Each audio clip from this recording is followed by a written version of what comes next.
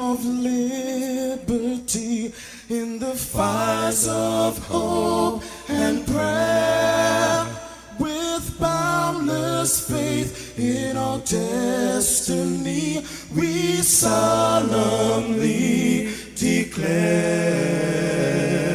Side by side we stand, islands of the blue Caribbean Sea, this our native land. We pledge our lives to thee. Here every creed and race find an equal place, and may God bless our nation. Here every creed and race find an equal place,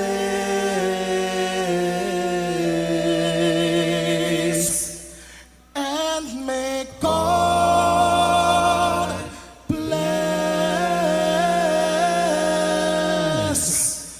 our nation.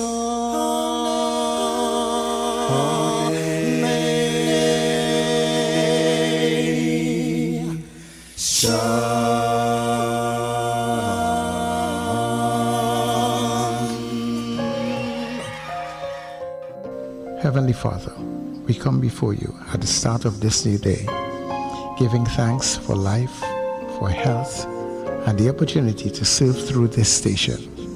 We ask for your divine presence to guide us in all we do. Bless this broadcast, that it may be a source of inspiration, joy, and unity to all who tune in. Whether near or far, may our words uplift, our music heal, and our message bring light to those who need it most. We pray for our listeners wherever they may be. Grant them strength for the day ahead, peace in their hearts, and success in all they put their hands to. Cover those traveling with your protection and those at home with your comfort and provision. Lord, may everything we do bring honor to you and be a blessing to others. Guide our steps, bless our efforts, and let this station be a vessel of positivity and hope. In your name we pray. Amen.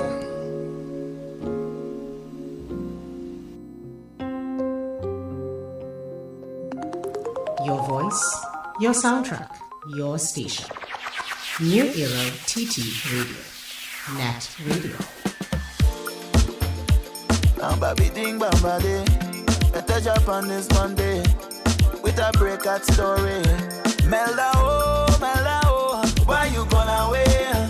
I give you love, all my love. Just the other day, you was laying next to me, but now you're far away. I'll confess these feelings, are you listening? She said never again, yeah, yeah. Says ja never again. Ya que call it pay, yeah.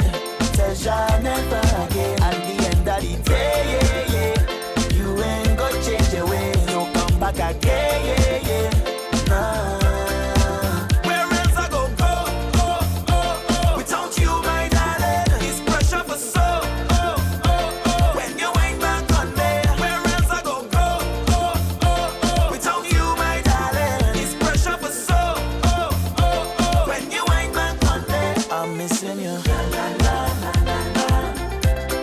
Look how I'm missing you. Every day I'm missing you. Yeah, I'm missing you.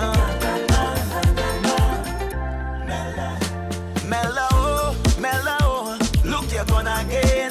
Say I'm never home, can't even come again. You say you're vexed with me, tell the whole about that Spain. I'll address your feelings, just let me explain. She said never again, says ja never again. Ya que call it pay, yeah, yeah. Says ja never again. At the end of the day, yeah, yeah. You ain't gonna change your ways, no come back again, yeah, yeah. Nah. Where else I go, without you, my darling? It's pressure for so, when you ain't back on me. Where else I go, without you, my darling? It's pressure.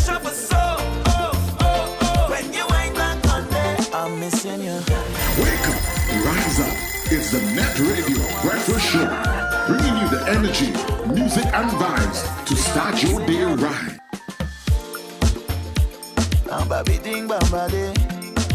Well, neighbors and friends, good morning. Good morning to you. As the song says, oh boy, I've been seeing you. I can't wait. Good morning, everybody. Trinidad and Tobago, neighbors in the Caribbean, friends and family who stream all around the globe. As we welcome you to New Era TT Radio, the heartbeat of the Caribbean, as we take you above and beyond. But it's a beautiful, a wonderful, a fantastic Monday morning. Hoping that you guys had a good weekend. You're ready for everything that will be coming your way this day as we enter into a new week. Sir Charles, that's me, and happy am I to be here with you. Of course, this is where we welcome each and everybody inside our breakfast show. Yeah, yeah, yeah, yeah, yeah, yeah, yeah. Yeah, yeah, yeah, yeah, yeah, yeah. Wake up, it's a brand new dawn. The breakfast show got the vibes turned on. From Maracas Bay to the Savannah line, let's start the day in Caribbean prime. Oh, good vibes rolling through the air. The breakfast show energy everywhere. We talk, we laugh, we make you think. Grab your breakfast or your morning drink.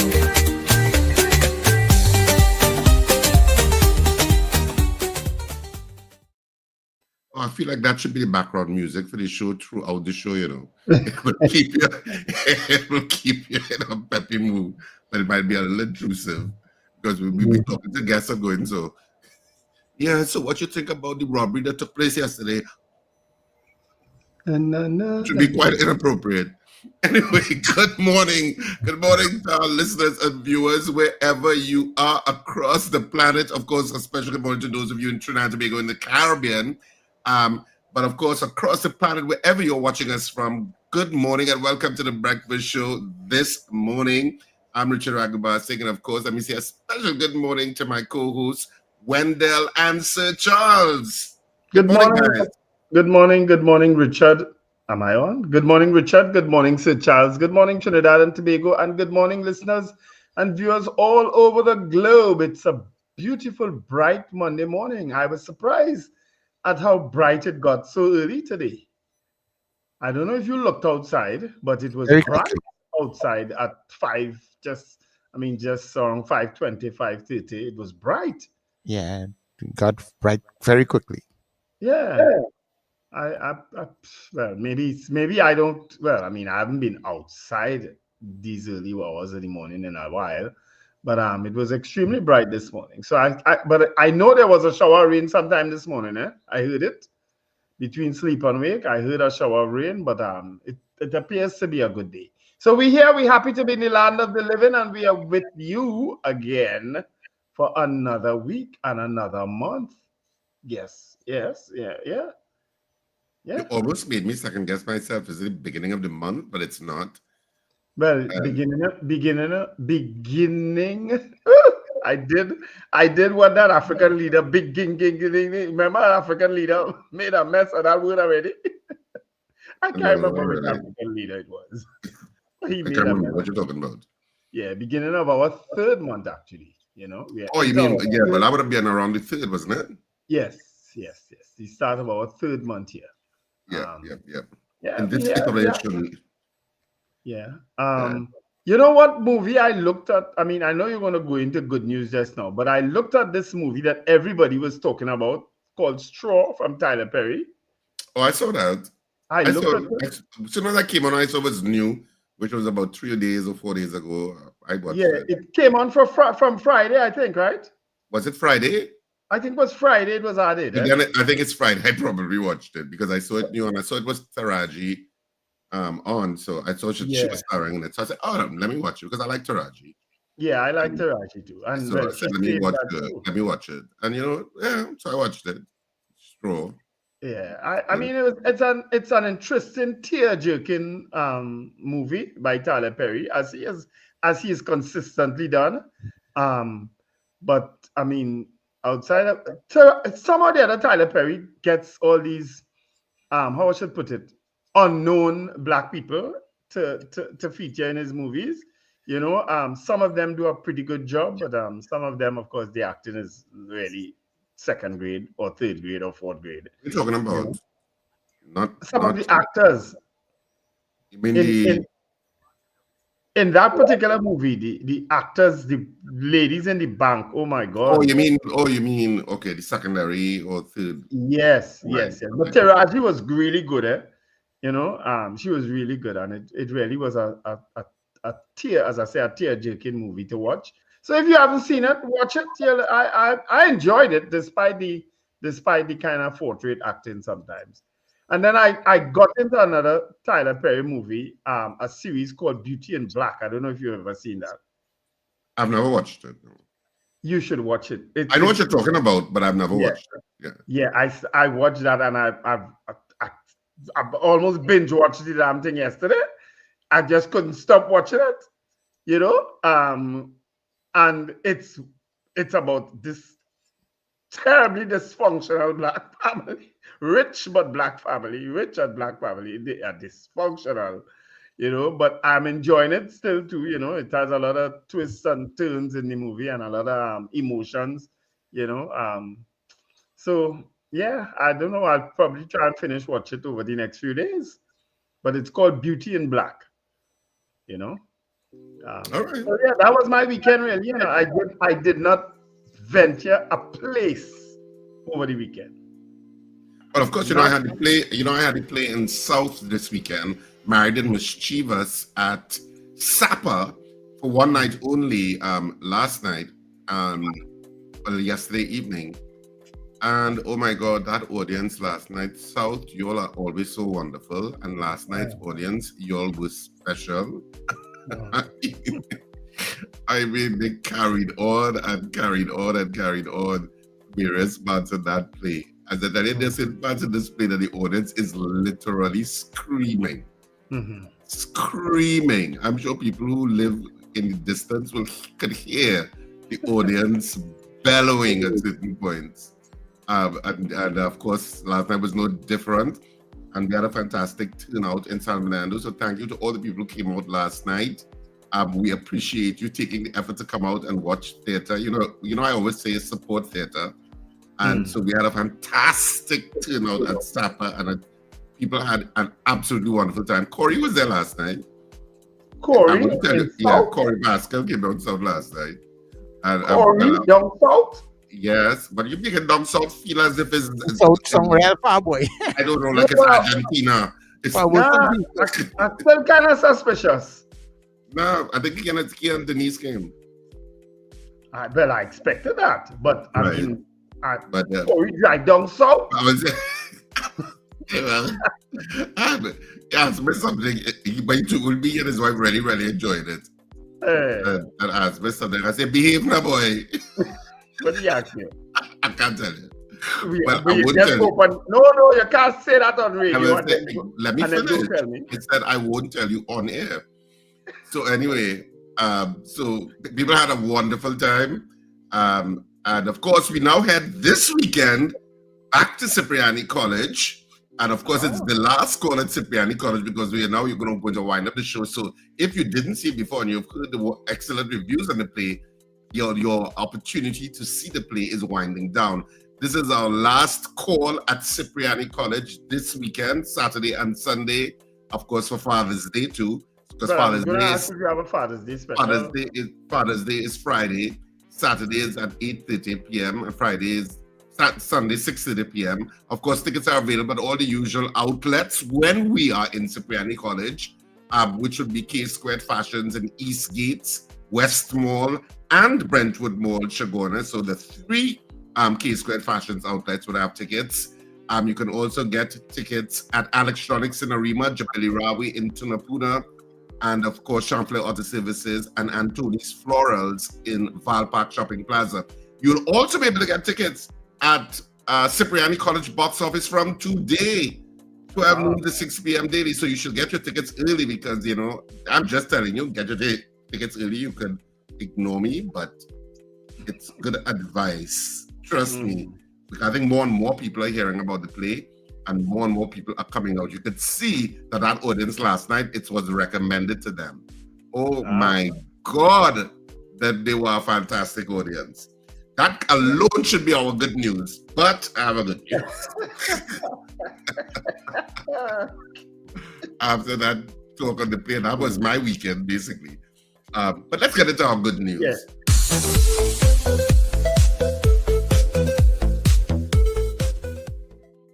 I don't book the flight. Tell me friends and family I'm coming. Hey, boy, the suitcase packed tight. As soon as the plane touched down, we pumping. And if you hear them, welcome, welcome, welcome to the land of Calypso. I see that you touched down. Well done, well done. I hope that you're more than fit and ready, cause it's real rum, real vibe. Soon as I touch the first party, it's shell down. I'm fetting until I'm falling down. I will never miss the next carnival again. Tell them I will never miss the next carnival again.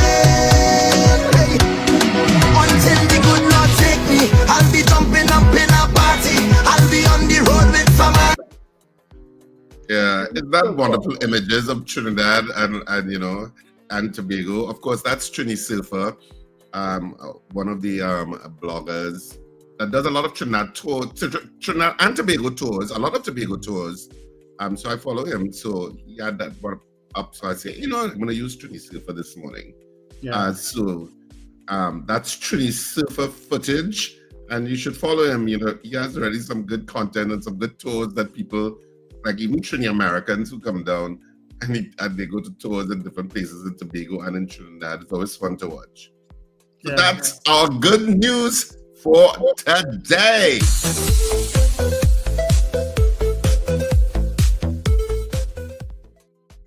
I really need to start doing my own little blogs and vlogs and thing whenever I travel in. Yeah. I thought they were going to do them on your turtle and your fish. Well, I could do it on my turtle and my fish too, and my flower and my trees, which I have some lovely plants, with some flowering plants.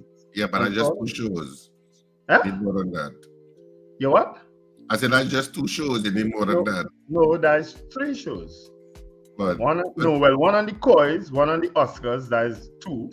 One on the turtles, that is 3. One on my fruit trees. Look, I get rare mango. I give away rare mango this year. Yeah, well, none came to this area. I know Sir Charles hog his because Sir Charles get delivery like KFC. I drive all the way up in the back of Dabadi the other day, Saturday. So I didn't leave home, coming to think of it. I went in Dabadi because I went to see about something with my son vehicle. And I went to Dabadi to drop a bag of mangoes for somebody. That was the only time I actually ventured out, actually. So morning, Michelle Phillip from UFES. Oh, I never been up in that road before, no? It's a dead end road too. I didn't even know it had dead end roads up in that area. But I couldn't even she had to open my gate for me to come back out. What do you mean there are dead end roads wherever you go? No, but I mean in that particular area, the road didn't look like a dead end road when I was driving up in the road. Is the road is it the recreational ground? Oh, I haven't been in that area for ages. Anyway. But we have a special show for you today. Of course, we'll be speaking to Dr. Amery Browne in the next hour, who will be, of course, he's a former Minister of Caricom and Foreign Affairs. Mm-hmm. And so he will be talking with us concerning, of course, the big foreign affairs issue, which of course is that Venezuela, Trinidad and Tobago. I don't know what to call it, a spat. I don't know what to call that, man. Exchange of words. Mm-hmm. Neighborly exchange of words. Let's call it that. Yes, let's call it that. That has toned down considerably. Well, it was one party saying, hey, people come from all the waters. I'm paraphrasing, by the way, so let's put that out there.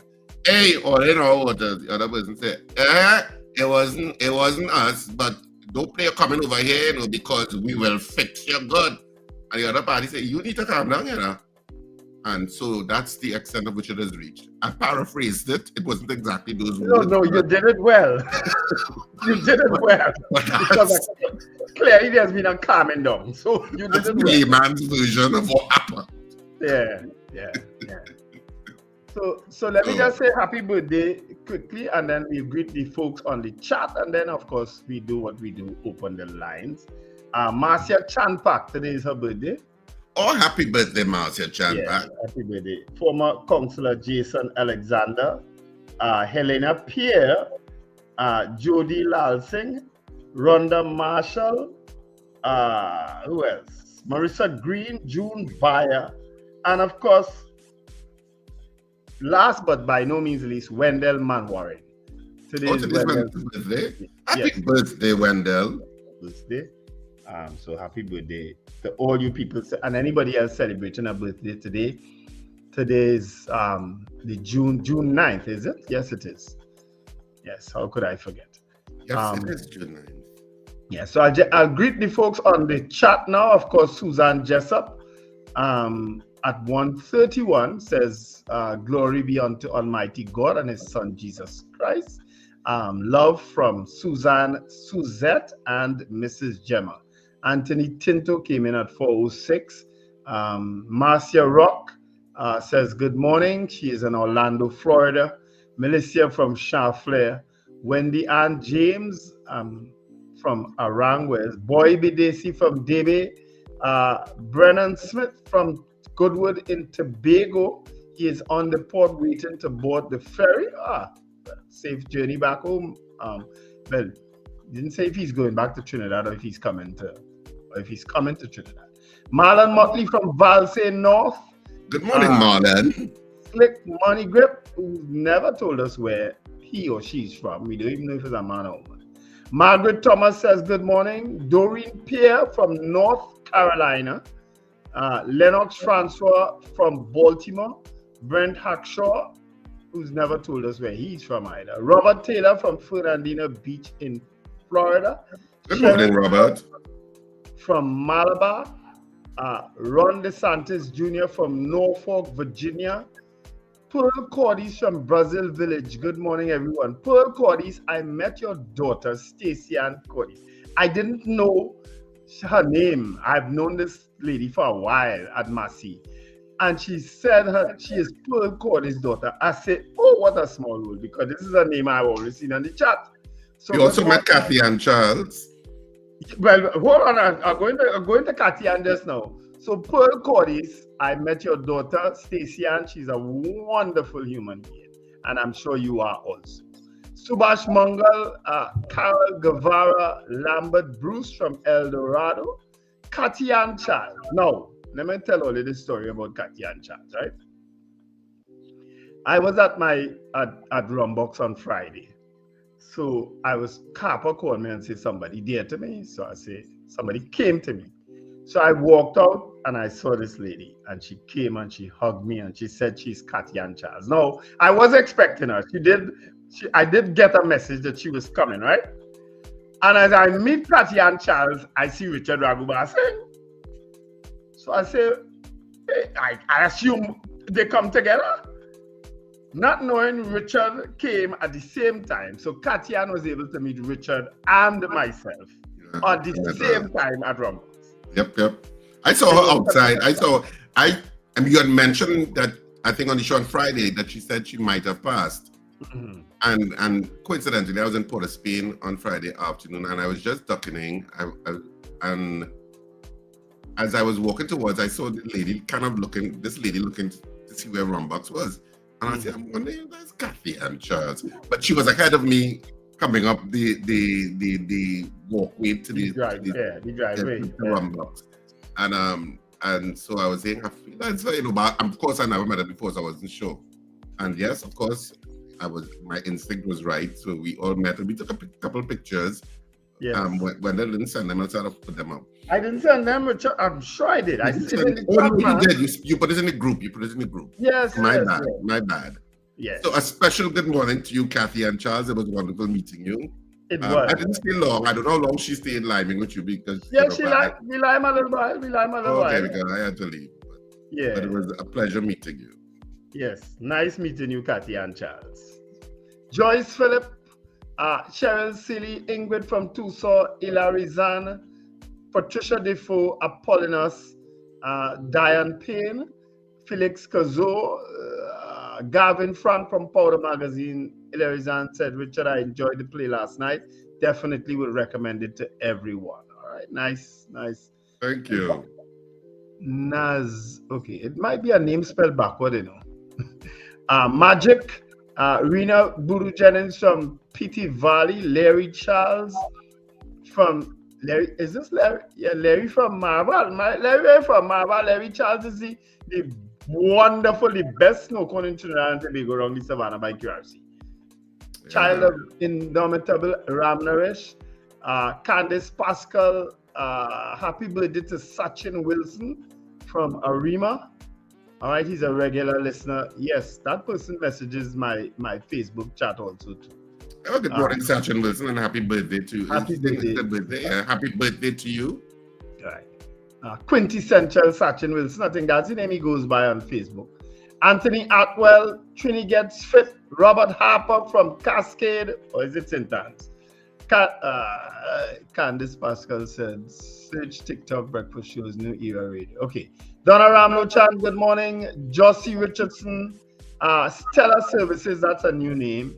Miguel Gonzalez again, good morning. Gillian Dick, Ambrose Blah from New York, Alistair Hart from San Fernando, Cat Consulting Services, who is Chris Toussaint. He says, Grand Rising, I'm giving my own good news.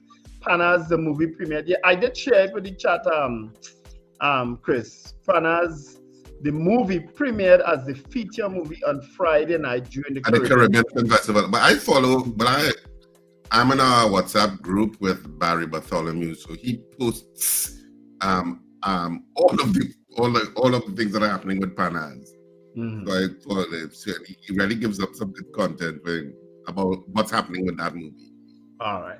Yeah. Mrs. R come together, or is that? I don't know what you mean there, Mrs. R. Wayne Ramsey from Fort Lauderdale, J97 from Blue Basin, and Raymond Roberts says good morning. All right, those are all our greetings this morning. We'll greet some more later on in the day because we know the regular listeners, some of the regulars not on as yet, including Annie Bunyan. Annie, wake up, Annie. Wake up, Annie. So by the time, let me just greet the persons who came in on the WhatsApp very early. Chat is very active this morning. So let me say good morning to Cynthia, the way you're from. Good morning to Kent, to Charmin all day in New York, who's out very early also. Norris Ferguson, good morning. Hey, Norris, morning. Yeah, also to Bishop Ashton Clark, who's back home. Slick Money Grip is here. Frank, who I'm still trying to find what is Frank's last name. Ms. Dabity is very much alive in the chat this morning. Oliver Manwarin. And and that is it for the morning so far. All right. What else is happening in the news? As I said, I really didn't venture out over this weekend. And yesterday I fired up my grill and just treated myself and my son to my very special barbecuing skills. He had some skills, Sir Charles. I wouldn't deny him that. I would say that he does have some skill. I think the last video he sent, I think I saw the barbecue close to the pool. Right next to it. But he has some skill. I'll give him that. Right next to it. Morning, Ann Noel and Cheryl M. They recently joined us. But I mean, from an international perspective, of course, you have that spat ongoing between President Trump and Elon Musk. So that continues in its own way. I shared that in the chat. I wish we could show that to you. But of course, the night shows, the night talk shows are having a field day commenting on that. And, what a breakup. Yeah, they are calling one another all manner of names. As a matter of fact, Elon Musk has said Trump should be impeached. What a thing. What a thing. In 130 something days since Trump took over, it's about 130 something days. Yeah. This The marriage didn't last long at all. No, my God.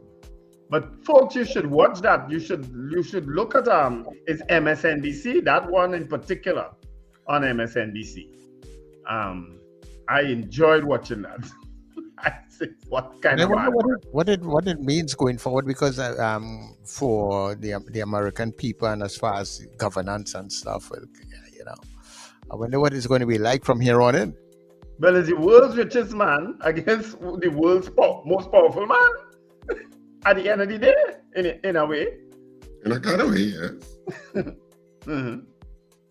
We will see where that goes. But if they don't kind of take it down, it's going to escalate. It's going to really escalate. Because trust me, I don't know much about Elon Musk except what we've read about him. But we know about Donald Trump. We see Donald Trump in action already. You understand? We know how he could get. And Elon Musk clearly ain't backing down. So interesting times ahead for America. There was also a robbery at the airport, which was a strange place for a robbery in terms of inside the airport itself. I think one of the was it the Peter Pitt was robbed, of course, which was astonishing, kind of. Because the airport always has people milling around. Even if there are no flights, there are people coming into the airport to go to the food outlets that remain open 24 hours. And you know Trinidad has limers. So there are always limers at any given point of the week that would be entering the airport, even if there is no flight, just to buy food. Yeah, they're going there to buy food and just to hang around, I guess. Yeah, but there was a robbery, but of course it caused a reaction in terms of ramping up security at the airport. But it must have those people on video because there's so many cameras in the airport. Cameras there, yeah. And I don't think no video footage at all, eh? And I don't think they would have come in masked. But I mean, I don't know. You didn't see any footage. I didn't see any footage. I don't know if you saw any footage about the robbery. No, I haven't seen any. Because they must have footage. Yeah. They must. I think Trinidad to be a real jokey for our international airport. I mean, given the fact what happened with the shooting last time, people get away unchallenged, and now you have people going into the airport, robbing the airport, and they robbed the airport. They robbed a place. Well, robbing robbing, somebody. I mean, that can happen. I could see. I mean, things happen. So but you deal with it accordingly. But and the best way to deal with it is to hold the people who did it. So that people will know, this place is off ground. So if you do anything, you will be caught. And that's what I'm talking about. So people will go into the airport. I mean, you're going down a man right in front of the airport, get away, no challenge, no chase, no nothing. People just disappear. And the same thing now, you go in the airport, you rob the kiosk or the business place, and they come out and there's no challenge from inside or even outside of the airport. I also find that crazy. When you think about it, I mean, our national airport? The shooting outside the airport, I could see how that will happen, but a robbery inside, no. That's what I'm saying. You have to have footage, and because you get footage of all other types of things taking place in the airport. But they must have footage, but maybe for whatever reasons they're not releasing the footage because they should. How they will help catch you guys. But I assume the police would have the footage. I believe in a place like that you go and decide to do something like you should not be able to get away from there in that area. Even by the time they make the call as to what's going on, because of how the place is mapped out, you understand? Come on, we're supposed to catch them people on them. Yeah, I agree. By now you should have known that they will caught. To me, that's. I agree with that. If they reach the roundabout, they shouldn't be caught. Come on. Let me tell you something. You ever pull up by the airport to pick up some money or to drop off some money? Yes. 2 seconds later, a guard, a airport authority person approaching you about parking where you're parking. Yeah. Sometimes even if you park on the road outside waiting for the Yeah, person to come, they come and they pull up on you. You can't park here and all kind of thing. And people shooting people and robbing people in the airport and all they're not around. yeah. I find that a shame on I find security that- in the airport. I usually use the car park, so I don't know what you all are talking about. You never. I had the other day. I had to circle about 15 times to pick up somebody because I stopped and I stopped right, and I asked the guy there. I actually called out to the airport person. Oh no, it was a traffic warden there that day, and I spoke to her and I said, "Listen, I'm just waiting for someone here. They're supposed to be out now, but the person, I didn't know the flight was delayed. Of course, you never know unless you go inside." And she said, "No problem. You could stay there." And then after a while, I mean, it was really taking a little long. At least, 5 minutes just feel like half hour sometimes, right? When you're doing that, right? So eventually she came back and she said, "Well, somebody will come and they might give me a little stress, and so you might have to move here, So I moved, and I made the block, and I made the block, and I made the block, and I'm I driving. would have just parked, walked inside, got a coffee, and sit down. That's what I. That's assuming you know that a flight has been delayed or whatever. No, because anytime I'm coming to meet somebody, I will always come a little bit early. I wouldn't have them unless something happened and I'm very late. So I would just park, go inside, buy a coffee, and sit down and wait. That's what I do. That's what I usually. I try to time it perfect so that I am pulling up just as the person is walking outside, because I'm on the phone with them and they're telling me that they had actually arrived, but they got delayed inside. You understand? So it just. But I say, airport people, security guards are always very vigilant, and they see you from a distance. Yeah, but that kind of robbery would have been obviously opportunistic. They felt, you think so? Of course it is, that they felt they could get away with it at that point, and they did. So, but hopefully they will be caught, and as they should be, and that should be a no-go area for any sorts of criminal activity. But anyway, we should get into our headlines. I mean, I don't have papers this morning, guys. Of course, I mean, because of the hour I got back home and by the time I got up. But I can give the headlines in today's Express, and then Sir Charles will do the other two, right? No problem. It says no to gangsters, and that's the Sizzler Kalonji show that went on Saturday. I was supposed to go to that show, but I couldn't. He says reject the illusion of gangsterism. Buggery law appeal heads to Privy Council, and there's a picture of Jason Jones. West Indies lost another series to England, and Lord knows I watched that yesterday and I just stupid, yes. That's in cricket, of course. Tom Bantam and Jacob Bettel produced a super knocks to beat West Indies. And TTO's Blackman in action at Canadian swimming trials. Of course, Coco Gauff also won the French Open over the weekend. Congratulations. And also Carlos Alcaraz won the men's final in international tennis. All right, that's today's Express. Okay, so let me tell you what's going on in the news day for today.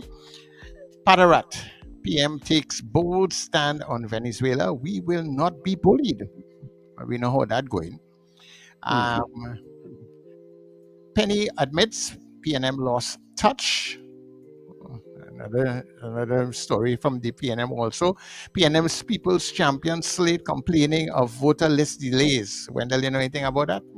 Nothing. I don't want to know. MSJ leader urges diplomatic fix the Trinidad and Tobago Venezuela fallout. And the Commissioner of Police, stricter controls to reduce police marked ammo at crime scene. I wonder what they're going to do now. Police ammo. Okay. Yeah, you remember the ammo turning up at crime scene. So that has been a bugbear for the longest while. Also, police to beef up airport security.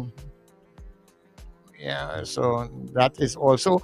And the CJ meets AG ministers to discuss critical justice system and the virtual courts. Right, and that is in the Newsday. Let me tell you what's going on very quickly in the Guardian newspaper. All right, St. Vincent PM urges peace and calm between TNT and Venezuela. So other people getting involved now. Couple killed in a Rima road accident. Youngest child injured. More accidents again. When they were talking about that on Friday, right? Yes. Yeah. Police hunt for man seen beating young woman in video. Well, I know that is something there's normally find people quick. Yeah. Once you're in a video like that, they can find you. Mm-hmm. Religious leader corporation tussle over crematorium fees. Okay, so that was something we had to look into. And 4 recognized for excellence at Anthony N. Sabga Caribbean Awards. All right, so those are just the headlines in the newspapers for today. All right. You know what is another story? Oh, go ahead, Randall. Yeah, you know what is another story that we missed? Somebody put it in the chat just now. The riots in LA. Have you seen that? With the ice raids? Yes. That is something else, you know? It's escalating. J97 mods. Yeah, I saw that video and it's... Yeah, there were a lot of protesting because of the immigration issues. So. Yeah. Yeah. America buy this trouble wholesale. Yeah. Wholesale. Yeah. So we have to see. We should see if we can get on to Jason Jones. Maybe when that case is close to the Privy Council. I know he'll probably come on, and he could give his interpretation of what's going to happen at the Privy Council level with that case with the burglary law in Trinidad and Tobago. Of course, it is Pride Month in North America, so of course, happy Pride to the LGBTQ community in North America. Those of you who are listening and watching us, happy Pride to you. In this month of June, I think it's in June, they commemorated. Well, the month of June, they commemorate Pride Month in North America because of the riots that have taken place in Stonewall in 1969. That was the genesis of the LGBTQ community and their advocacy out of those riots that took place in New York. So happy Pride to you if you're watching us, and of course, we'll keep you posted with that Jason Jones case as it maneuvers to the Privy Council. Yes. And the Privy Council has been hearing matters pretty quickly now. I don't know. You're getting quick judgments coming out of the Privy Council recently. You're making it sound like they're tired of the Caribbean. Oh God, another case. Oh Lord, how much bacchanal they have down there. I'm telling you. That for Monday, please. Yeah, let me do that at 2:00 and see if we can wrap it up by 2:15. All right, so we can open up the lines, guys. Let me just also greet Donna Eva Smith. Who else? Carol Guevara came on. Nasa Mohammed from Rio Claro. Cheryl Henry, Diane Payne, and Kelcha Cambridge. All right. Finbar Collins also said accidents and fatalities like that since the announcement that we are doing it. You're right, you know, a lot of people are drawing that connection with the merit point system. It might be coincidental, but a lot of people are drawing that connection with the increase in but the merit points still exist. It's not repealed yet. Well, you know, since the announcement, I guess. Well, that makes no sense. That makes no logical sense. Yeah, come on. Since the announcement. I just be engage your gray matter, people. Engage it. That makes no sense. Yeah. Accidents are accidents because of whatever situation, whatever distraction, whatever. And wet roads. Yeah. But the merit points are not repealed as yet, so how could that be it? Yeah. Well, he said it's suspended. I don't know if it's suspended. The TDPS say it's suspended. Well, maybe he's in the They went to Parliament and say it's suspended. Maybe he's in the know. Well, I don't know. You saw anything that says Parliament suspended? No, I haven't seen that. Yeah. And the TDPS, and what's the laws on the books, the TDPS can't suspend it themselves. It has to be legislative. Yeah. So let's open the lines. 281-1315. We are taking your calls up until we do a poll. And of course, in the next hour, he said, well, Finbar Collins saying it was suspended at the last cabinet press briefing, Richard. Maybe an announcement was made. How can you suspend it unless you're doing it legislatively? The TDPS cannot function on a directive from cabinet. It has to be, either it's a law or not. All right. We can, well, you know what? We will get the minister of, that would be what? Under transport? Right now, it's pressure to get any minister these days. Well, it would be, when we spoke to the Commissioner of Police on Friday, it was something we could have raised with him, but he didn't know it was an issue. We didn't know. He would have been able to tell us. Maybe we could get Brent Batson. That's who we should get. He would know. Yeah, Brent Batson would be a good one to talk. So maybe we could see if we could speak to Brent Batson tomorrow to clear that up. Send me his number and I'll work on that. But we have Dr. Amery Browne. And you never know numbers, so Wendell. You always talking to a set of million people. Your numbers scribble on all kind of walls across the city of Port of Spain, and you still don't have the number of Brent Batson. All right, okay. Well, let's take the calls because they are coming very fast and furious. Let them come. Yes, let's take them. Let's go. Good morning to your caller. Morning, gentlemen. Norfolk, Virginia, front and center. Two quick things I want to touch on. The first one has to do with the current Prime Minister, with the ridiculous statement she made. It's such a blatant overture to try to impress Washington, but they already single her out as just going wherever the wind blows and trying to impress the D. You know who that is. So you're far from being a female version in the Caribbean of Donald Trump. In relation to the Musk Trump breakup, it kind of reminds me of the COP and the UNC, the NAR and the ULF. And of course, today we have the PNM with the PNM elitists and the 100,000 base. So I'm waiting forward, I'm looking forward to hearing Mr. Amery Browne, because word on the ground from my PNM friends and family, right? You have PNM friends? Is that one man, what was that? You have PNM friends? You have PNM yes, friends? Okay, cool. I denied, and as a matter of fact, it went all the way to the top during the 70s, but I won't go further into that, right? But we were all PNM at one time, let's face it. So anyway, I just want to say that it reminds me of the PNM with the PNM elitists and the 100,000 base, okay? That, these breakups we seeing all over the place and even here too. And by the way, for the record, guys, I definitely did not vote for Donald Trump, and neither did I vote for the other two jokers. You don't vote so for I just want you to know. I voted for the best governor of America. Do not run from your past, Virginia. Thank you very much. If you make a mistake, you make a mistake. You see, he tried to backtrack, so Charles. Yes. Richard, I'm sending this to you because someone sent it to me, and it reads: Cabinet approves suspension of the demerit point system. Government suspends the demerit point system under the Motor Vehicles and Road Traffic Act. Vacation School Repair Program, July-August 2025. Okay. So apparently it was, and somebody else put it in the chat there. Cheryl M says it was suspended by the cabinet. Well, I don't know that cabinet can suspend without some legal notice has to go out for suspension of an act. As far as I am aware, so let Brent Batson tell us that tomorrow. All right. So, but thank you for the information. Thank you. But I would like to see how it was practically done. Good morning, caller. Hi to Charles. Good morning. Good morning, Gabby. Good morning, Wenda. Good morning, Richard.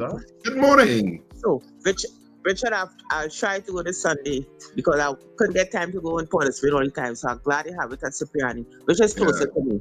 Yeah. Don't fall too far. Went to Mendel. So 2 points. Concerning Privy Council, I mean, the Privy Council is not no young men. These are old men, and they are tired. And they are also tired of Trinidad and Tobago. So I don't know why we just bother these old men. Let them go the rest of them. You're making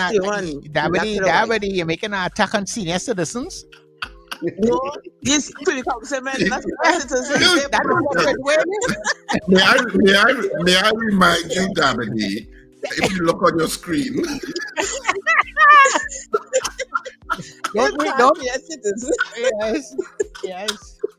All right. Okay. So anyway, my point is this: Barry Patriotic, I don't know what to say again with this man.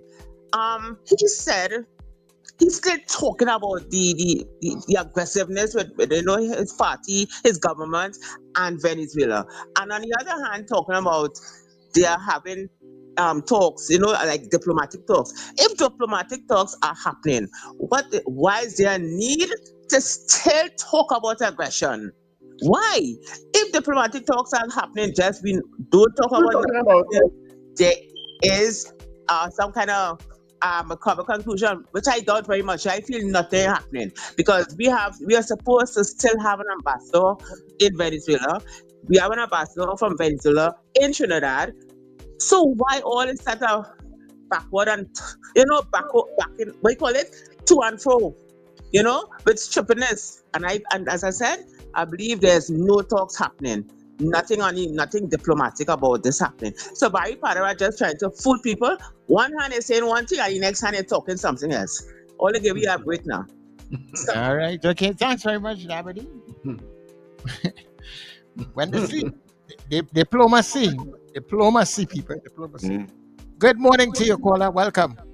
Yeah, good morning, gentlemen. Mr. Dabity is so correct. Some time ago, the president of the Privy Council opined that the staff and rooms that they use to hear appeals from the jurisdiction, the Commonwealth jurisdiction, are still appeal to the Privy Council. It's time that they do away with it because the money and staff could be better used to deal with legal matters with respect to the UK. He did say that. Yeah, well, then England should not have had empire aspirations in coming to the Caribbean and bringing people here. So they need to shut up. They need to shut up and just deal with it. And when we're ready to go, we go. No, the other point he made is that they are remote from Caribbean jurisdiction in the main.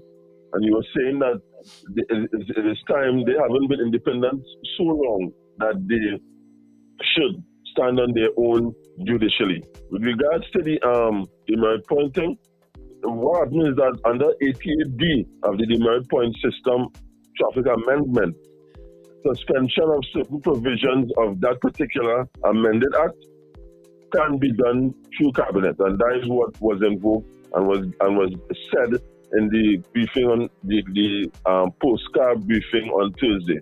So that is the mechanism that under 88B of the amendment point system, the demerit point system, that is all that has to be done to trigger an amendment. Apparently, that was one of the clauses in that said act.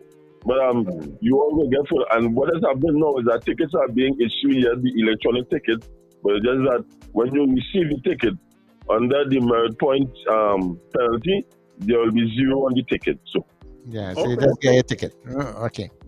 Thanks very much. So the last and only ticket I get for years was with Richard Ragubasi. Don't make it sound as if I caused it. Richard caused it. So Charlie making it sound as if it's my fault. Only ticket I get years. I was merely a passenger in the vehicle with my seatbelt on. That's all I am required to do. So is Wendell was bad driving? They tell me I break a traffic light. One stupid policeman and put the wrong address on the ticket. Look, I ain't even want to go back there. Good morning, caller. Very quickly, I see you back inside. Quickly again, fellas. Correction. I did not vote for him in the Republican Conservative primaries, but I had no choice when it came to the general election. Yes, you want to tell you? There was no other choice. You see? Yeah. All right, so I ain't running back on anything. Yeah, don't run back. Okay. Don't run back. Go forward. Stand by. Have you come up with a poll yet? People. No. Have you had a poll the merit points? I said, well, I don't know. That's a big issue for voters. I sent you a poll. Oh, you did? Okay. Yes, yes, today I sent a poll. We can't vex about it. I find it happening too often. Okay. Well, Richard can frame that a little better. Yeah. Yes, that's it's not very diplomatic. All right, okay. But But I agree with it, Sir Charles. I agree with it. Hello, good morning to you, caller. It's a perfect A blessed good morning to you, Sir Charles, Wendell, and Richard. Gentlemen, thank you again for a great program. We're starting off good this morning. To Ms. Bissessar, before you open your mouth and say anything about you wanted to let the army and whoever attack in full force, or whatever the case may be, first thing we need to secure our borders.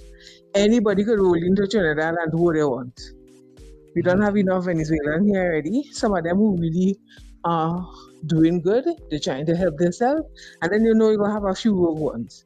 But at the end of the day, the Coast Guard don't have proper boats to circulate the whole of Trinidad and Tobago.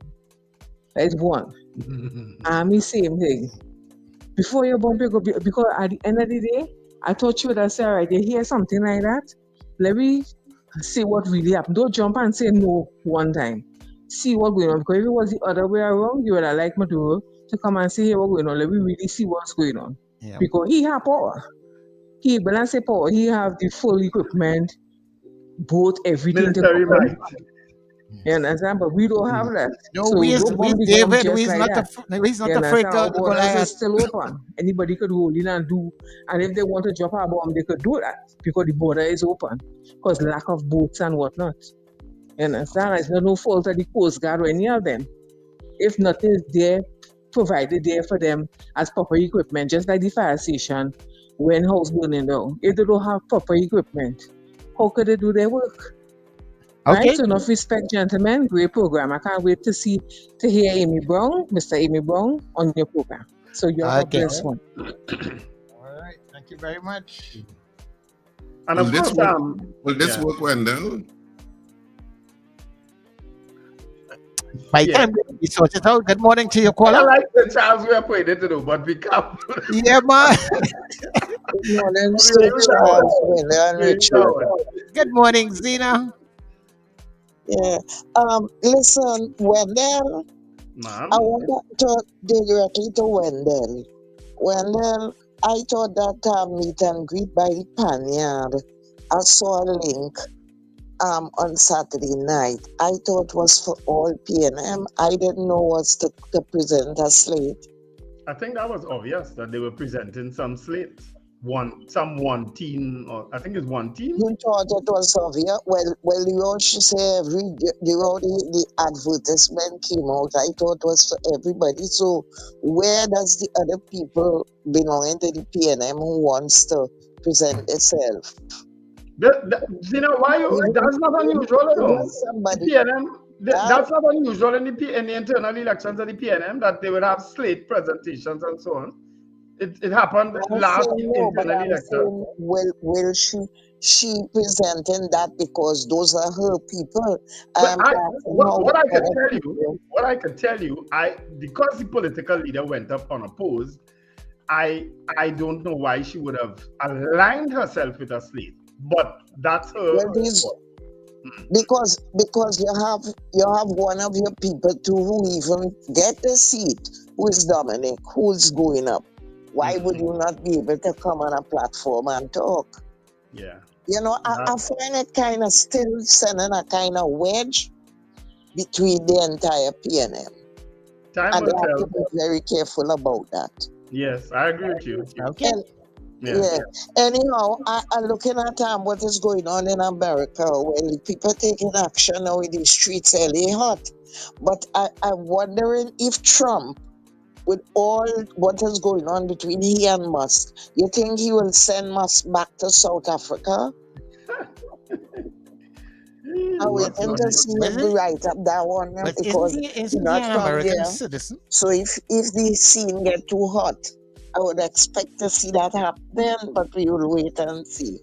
Okay, no problem. Thanks very much. Sir Charles, since you elected to take a call so close to poll time, it's now taken us to 7 o'clock. So I don't know how you expect us to get the poll now. We will take the results throughout the news. All right. So our poll this morning, folks, is Richard. Do you think airport security in Trinidad and Tobago is not up to standard? All right, that's our poll. We will read what we got, the votes we got so far, and then you'll continue to vote during the news time. All right. So Suzanne Jessup says no. Ilarizan says no. Gregory Boyer says no. Josie Richardson says no. Wayne Joseph says no. And Terrence Root says no. We will break for the news now, and when we come back, we will read from Miguel Gonzalez all the way down, right? So continue to vote during our news time, people, and we will give the results of the poll after the news. And of course, we have other guests, Dr. Amery Browne, and from One Team. Yeah, well, news is next. Of course, Amanda has the day also. We have news up next, the 7 a.m.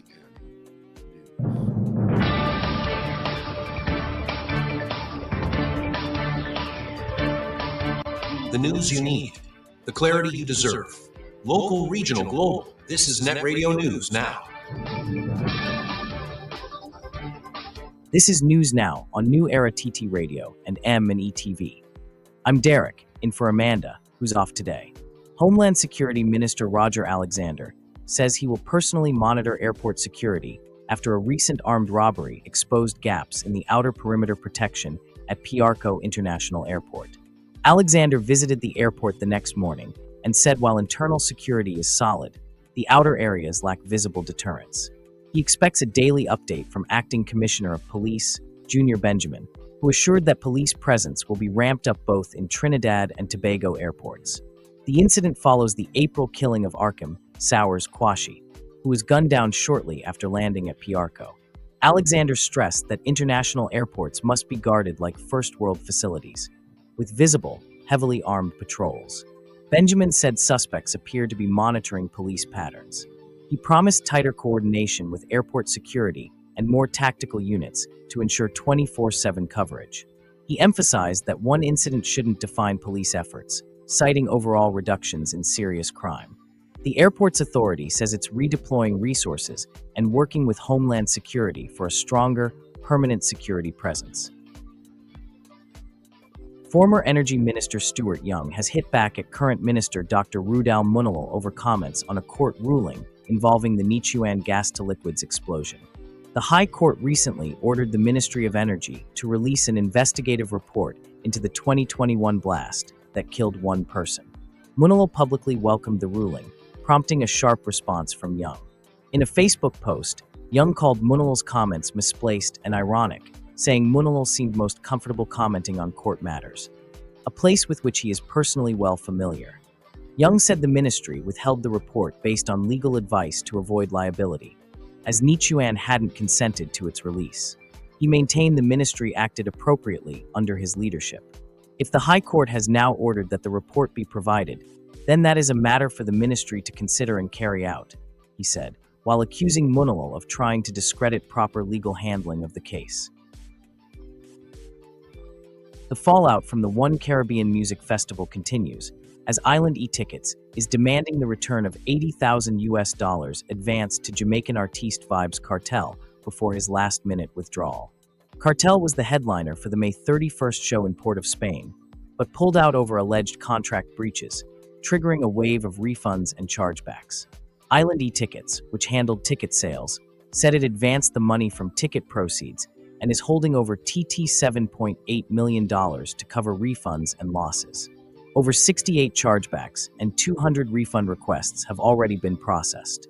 But the festival's organizers, Jacho Entertainment, sent a cease and desist letter demanding E-Tickets stop issuing refunds, citing their policy that refunds aren't due unless an event is canceled. Island E-Tickets insists it acted within its contract rights and warned of legal action if the funds aren't repaid. Meanwhile, other artists like Sizzla also pulled out, claiming they weren't fully paid. Jacho says $950,000 was paid to Cartel and welcomes a probe into the event's financing.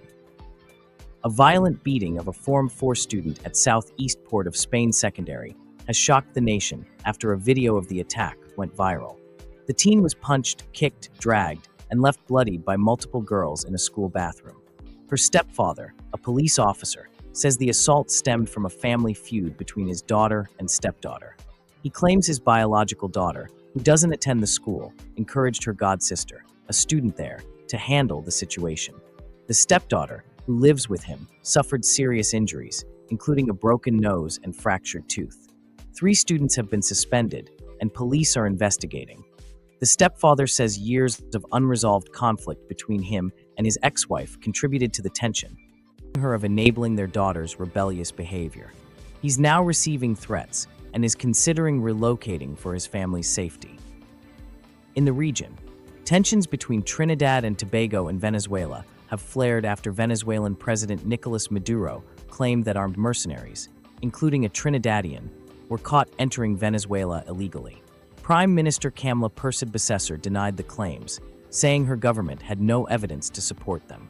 She warned that any unidentified vessels in Tanti waters would face deadly force, and cautioned Trinidadians posing as fisherfolk not to expect help if caught in Venezuelan waters. Venezuela responded with a sharp statement, calling Persad-Bissessar's remarks irate and unjustified, and suggesting they raised suspicions of complicity. The Venezuelan government said its claims were backed by confessions and urged Tanti to cooperate rather than react with threats. While Venezuela reaffirmed its commitment to diplomacy, it warned against geopolitical games that could harm bilateral ties. Both nations now face a diplomatic rift with no clear resolution in sight. In international news, Colombia is reeling after a shocking assassination attempt on presidential candidate and Senator Miguel Uribe Tubi, who remains in intensive care after being shot 3 times, twice in the head, during a campaign event in Bogota. The 39-year-old right-wing politician was addressing supporters in a park when a gunman, later identified as a 15-year-old, opened fire in broad daylight. Chaos erupted as the crowd fled in panic, and Uribe was airlifted to the Santa Fe Foundation Hospital, where he underwent emergency surgery to his head and thigh. The teenage suspect, reportedly carrying a 9mm Glock-type weapon, was injured during his capture and is now in custody. No motive has yet been confirmed, but the attack has reignited painful memories of Colombia's violent political past. Uribe's mother, journalist Diana Tubi, was killed in 1991 during a failed rescue after being kidnapped by Pablo Escobar's cartel. Uribe's party, Centro Democrático, condemned the shooting as an attack on democracy, while President Gustavo Petro, his political rival, urged the nation to pray for his recovery, stressing that political differences must never lead to violence. International voices, including U.S. Secretary of State Marco Rubio, also denounced the attack. As supporters hold vigils outside the hospital, Colombians fear a dangerous return to the country's darkest chapters. And that's news at this time. Amanda should be back with you tomorrow, and The Breakfast Show continues in a few minutes. That was News Now. Stay informed with New Era TT Radio, Net Radio. Your mid-morning just got better. Join Sir Charles for the mid-morning mix and mingle, where good music, real talk, health, and family matters come together, and your voice is heard. Whether you're at work, on the go, or just taking a break, this is the perfect mix to keep you engaged, informed, and entertained. The mid-morning mix and mingle, weekdays, 9 a.m. to 12 noon on New Era TT Radio, Net Radio. This summer, give your child skills of a lifetime with several boot camp. Children between the ages of 5 to 17 come enjoy Children Iron Chef Competition. Your child will learn to prepare healthy breakfast, lunch, dinner, CPR, first aid, and conflict management. With field trip, your child will be given free apron and certification upon completion. Call 492-7397 or 336-4935. Institute of Health and Fitness Company Limited, located at number 79 St. Vincent Street, Tunapuna. Join me, Brother David Muhammad, every Tuesday from 6 p.m. to 8 p.m. here on New Era TT Radio, Net Radio, Powerful Radio. Join me to hear knowledge, wisdom, and understanding. Tuesdays, 6 p.m. to 8 p.m. here on New Era TT Radio, Net Radio. Mornings just got better. You're locked into Net Radio Breakfast Show, fueling your day with the best music and real talk. When I'm feeling under the weather, you does make me feel sweet. Ice the cocoa tea, use the sugar, and together we are complete. Darling, heat me up. Only you alone could put fire back in the soul. Heat me up. And they telling me I should leave that fire alone. Well, the more they tell me, the more I'm holding you close. I could never let you go. Miss how she lay. Girl, I'm coming home, I will see you again. All day through the night, I'm dreaming. Yeah. Miss how she lay. When you turn it up, make it smooth, my darling. When outside is pouring rain, put that pot on the fire. Bubbling, you're bubbling, you're bubbling, it's over. Raise the temperature higher. Coming in, you're coming in, you're coming in closer. Make the thing catch a fire. Spill it all on the ground, all over the counter, yeah. With that pot on the fire, yeah. It's your cocoa love, boy. I barely could concentrate. I feel a sugar rush in my vein. One cup, it does make my day. I'm missing it when Morning vibes, fresh energy. This is the Net Radio Breakfast Show.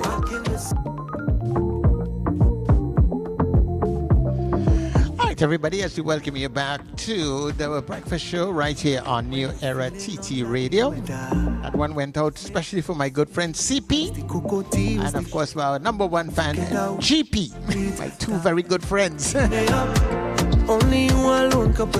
People, we are inside the second hour, and of course just as we move forward, just to let you know that when we finish with our stream on M&E TV and on the cable channels, remember you can take us in all day, every day on newerattradio.com. All right, so we welcome everybody back to the breakfast show.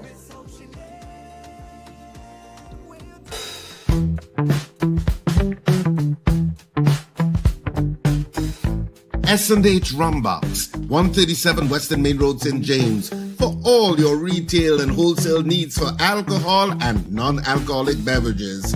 Call us at 686-0599 or visit us at 137 Western Main Road, St. James. S&H Rumbox, drinking out of the box. Last call, Cipriani College, last call. RSR Productions, Married and Mischievous is on its last call at Cipriani College. The number one comedy that has everybody talking and laughing comes to Cipriani College for a final 2 nights. Saturday the 14th of June at 8:30 p.m. and on Father's Day, Sunday the 15th of June at 6:30 p.m. Treat your dad to this comedy. Married and Mischievous at Cipriani College. Tickets available at usual outlets and at the Cipriani College box office from Monday 9th June. Don't miss this one. Adults only.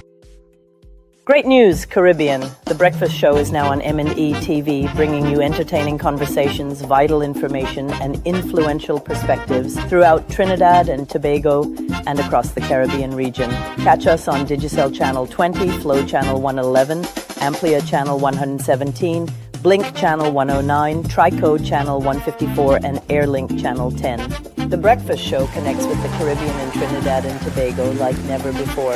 We're now on M&E TV.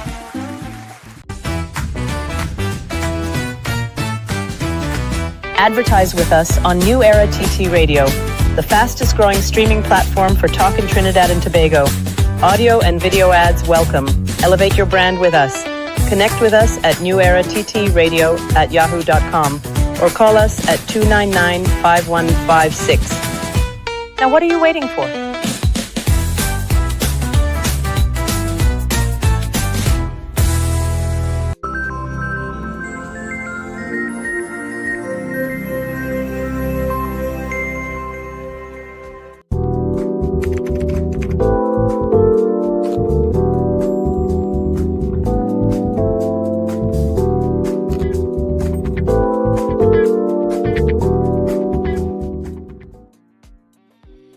So we are back in the second hour of the breakfast show on this wonderful Monday morning, the beginning of the work week, but a smile on your face nevertheless, because we're keeping you company as you head to your commute or you are in the middle of your commute. Wendell, Sir Charles, let's get the votes. Dr. Amery Browne is not in backstage as yet. Let's get some of the votes from our poll this morning. Let me just put back up the poll from the poll for this morning. and people can continue to vote, and we'll tally the votes at this point. All right, it's actually kind of gloomy outside. I don't know if it's Saharan dust. I know, yes, over the weekend it was heavy Saharan dust up my side. So it actually looks that way again today. I'm sure people living in Arima could look out and take and see it. All right, so let's go. Do you think airport security in Trinidad and Tobago is not up to standard? In other words, it's jokey. Miguel Gonzalez said no. I'm adding to what you got before, right, Richard? Yeah. Miguel Gonzalez says no. Robert Harper, no. Diane Payne, no. Trini Gets Fit, yes. Apollinus, no. Melchizedek, that's a new name, no. Magic, no. Nicholas, no. Alyssa Hart, no. Ava Smith, no. Julia Batiste, no. Emma Bain, no. Magic did not vote. Well, it's actually started to rain in Arima now. CJ from New York, oh, she didn't vote. Charles Duncan, yes. Joyce Phillip, airport police should be in plainclothes. There are plainclothes officers at the airport. Carol Guevara says that tone question is too broad. Well, that we narrow it down to jokey. You think it's jokey, Carol? Margaret. Carol, of course, worked at the airport for years, so she's a little passionate about the airport. Margaret Thomas, yes. Joyce Phillips says okay. Okay. Ingrid from Tucson, Arizona says no. Sick Money Grip, no. Lester Cragwell, yes. Michael Oliver, no. Brent Hackshaw, yes. Marlon Motley, yes. Anthony Atwell, yes. Brent Hackshaw changed his vote to no. So he had said yes earlier on. I just called him as yes. He said change his vote to no. And Lester Cradwell says yes. Didn't I just call his name? Or he just said good morning earlier on. And Sherma Paul says no. And CJ no. Ooh, CJ is shouting on me again. All right. Cool. I have your cup this morning. And I see. Look, watch. All right, come. So, Charles, you have any votes? Anne Noel says yes. Oh, sorry. That's last one, Richard. Anne Noel says yes. We ended Anne Noel. Yeah. I think the way the question was posed, first of all, was kind of confusing a lot of people. But you don't understand English? It's an English sentence. Yeah, I think it's simple to understand. It's not up to standard, yes or no? Yeah. Is it up to standard, yes or no? Yeah. So, Pauline says yes. Judy says no. Cliff James says, just not open Cliff. I want to see what he is, right? Cliff says no. Captain Ron says no. There's another person that says yes, but no name on that one. And Horatio says no. And I think that is it. Dina says no also. Sorry about that. Dina, I saw your message. And then any more came in by you, or that's it? No, that's it. That's it. Donna Ramlochan is suggesting we remove the word not. Oh God, the poll done. Yeah, done. Donna. Done. A couple more coming in here. Dev says no. Terry Ann says no. Peter says no. And another no name says no. All right, so that's what I have. All right, so our poll this morning, do you think airport security in Trinidad and Tobago is not up to standard? 42 people voted on the poll this morning. Of the 42 people, 32 of you said no, you don't think it's up to standard, and 10 of you said yes. Mm-hmm. Oh God! Everybody playing English teacher this morning. Wendell, the issue of Dr. Brown. Well, okay, Dr. Brown is joining us promptly at 7:15. You're saying Dr. Brown backing out the interview? I'm not saying that at all. Oh. So we'll move straight into our interview now with Dr. Amery Browne, and in our Let's Talk.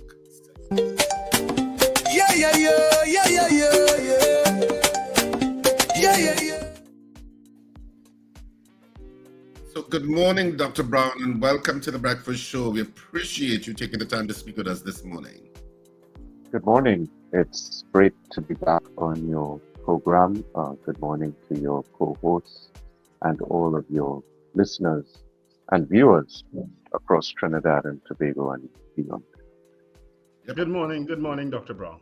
Yeah, well, it's Trinidad and Tobago and up the Caribbean, actually, because we are on cable stations up the Caribbean. That'll be tuning That's why I into said beyond. And beyond, yeah.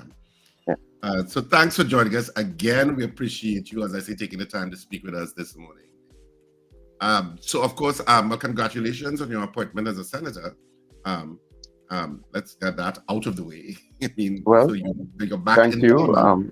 Yeah, a recent appointment, and it's a privilege to have been asked to serve once again in the Senate of Trinidad and Tobago. I'm grateful to the honorable leader of the opposition.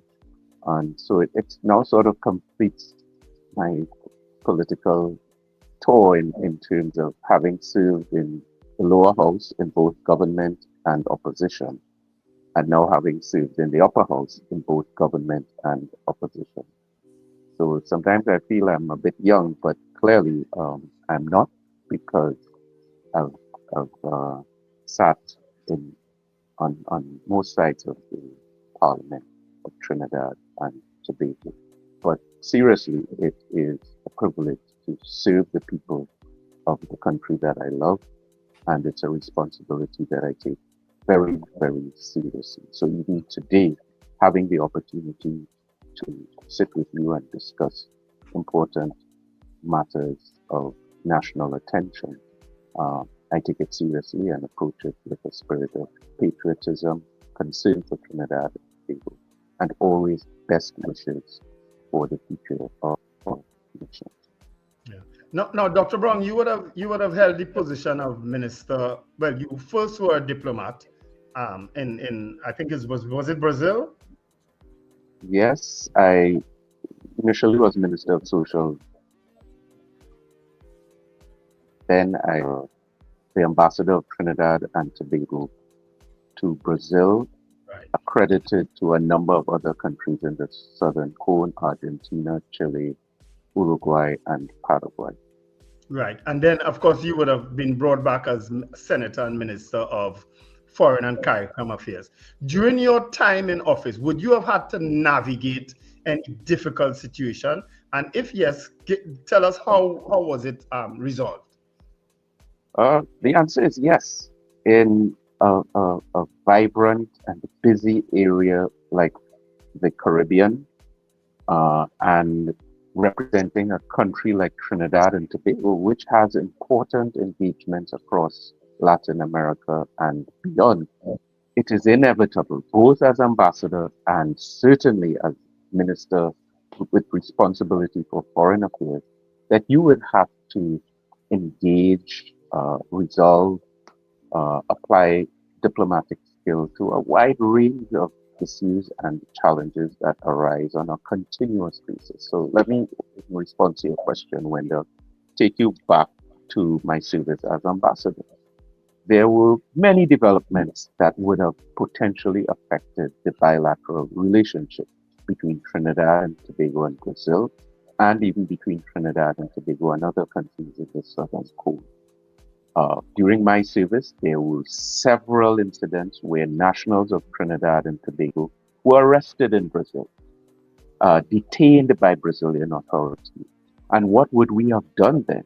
In communication with my principal, which would have been the Prime Minister at the time, the Honorable Dr. Keith Rowley, in consultation with my line minister, I would have received directive and engaged with diplomatic and consular channels to receive clear information on getting reports of such detention, to engage with the relevant family members and the local authorities back in Trinidad and Tobago so that confirmation can be made with respect to identity, to deploy foreign service officers to do consular visits, prison visits, visits to the detention centers wherever necessary.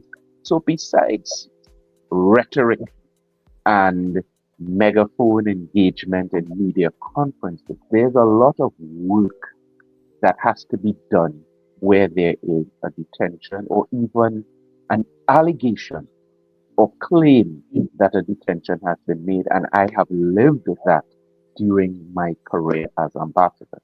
Now, as Minister of Foreign and Caricom Affairs, obviously I had the benefit of my service as ambassador for over 4 years and brought that into the office of minister.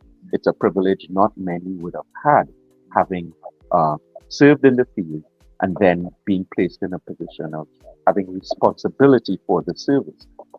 So again, I would have had that understanding, and a wide range of issues would have arisen. I can begin with the very first one, which was you'd recall, the FSO Nabarima.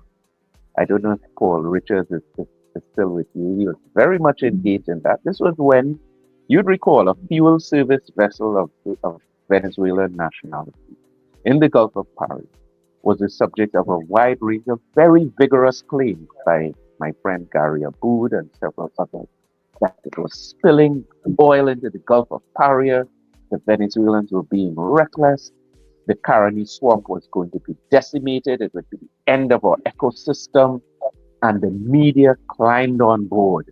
And it escalated into claims the vessel was sinking. What are we doing about it? And again, we could have engaged, we had the option, the alternative of engaging in megaphone in diplomacy, which is not diplomacy, and shouting at the Venezuelans and really creating a storm and escalating tensions. What we did was to deploy diplomacy and dialogue, entered into negotiation with the relevant counterparts in the Venezuelan system. Eventually, they didn't respond as quickly as we would have preferred, but we did succeed in affording our experts access to that vessel. They actually landed on the vessel in question, conducted videography, did an inspection, even were able to take some samples. And in that way, as opposed to rhetoric and dogma, we were able to bring scientific facts and granular detail into our national consideration of a potential challenge. And the issue was successfully resolved. There were further examples. There was and it's not always in the public glare. Diplomacy a lot of times takes place very quietly and very deliberately and strategically. There was the detention of some Guyanese fishermen and large fishing vessels by Venezuelan authorities.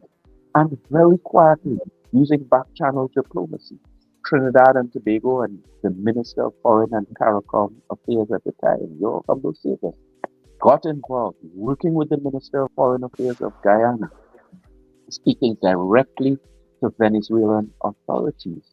And I would say very successfully calming those tensions and achieving together the successful release of those vessels and the fishermen in question without any hostility or unnecessary drama.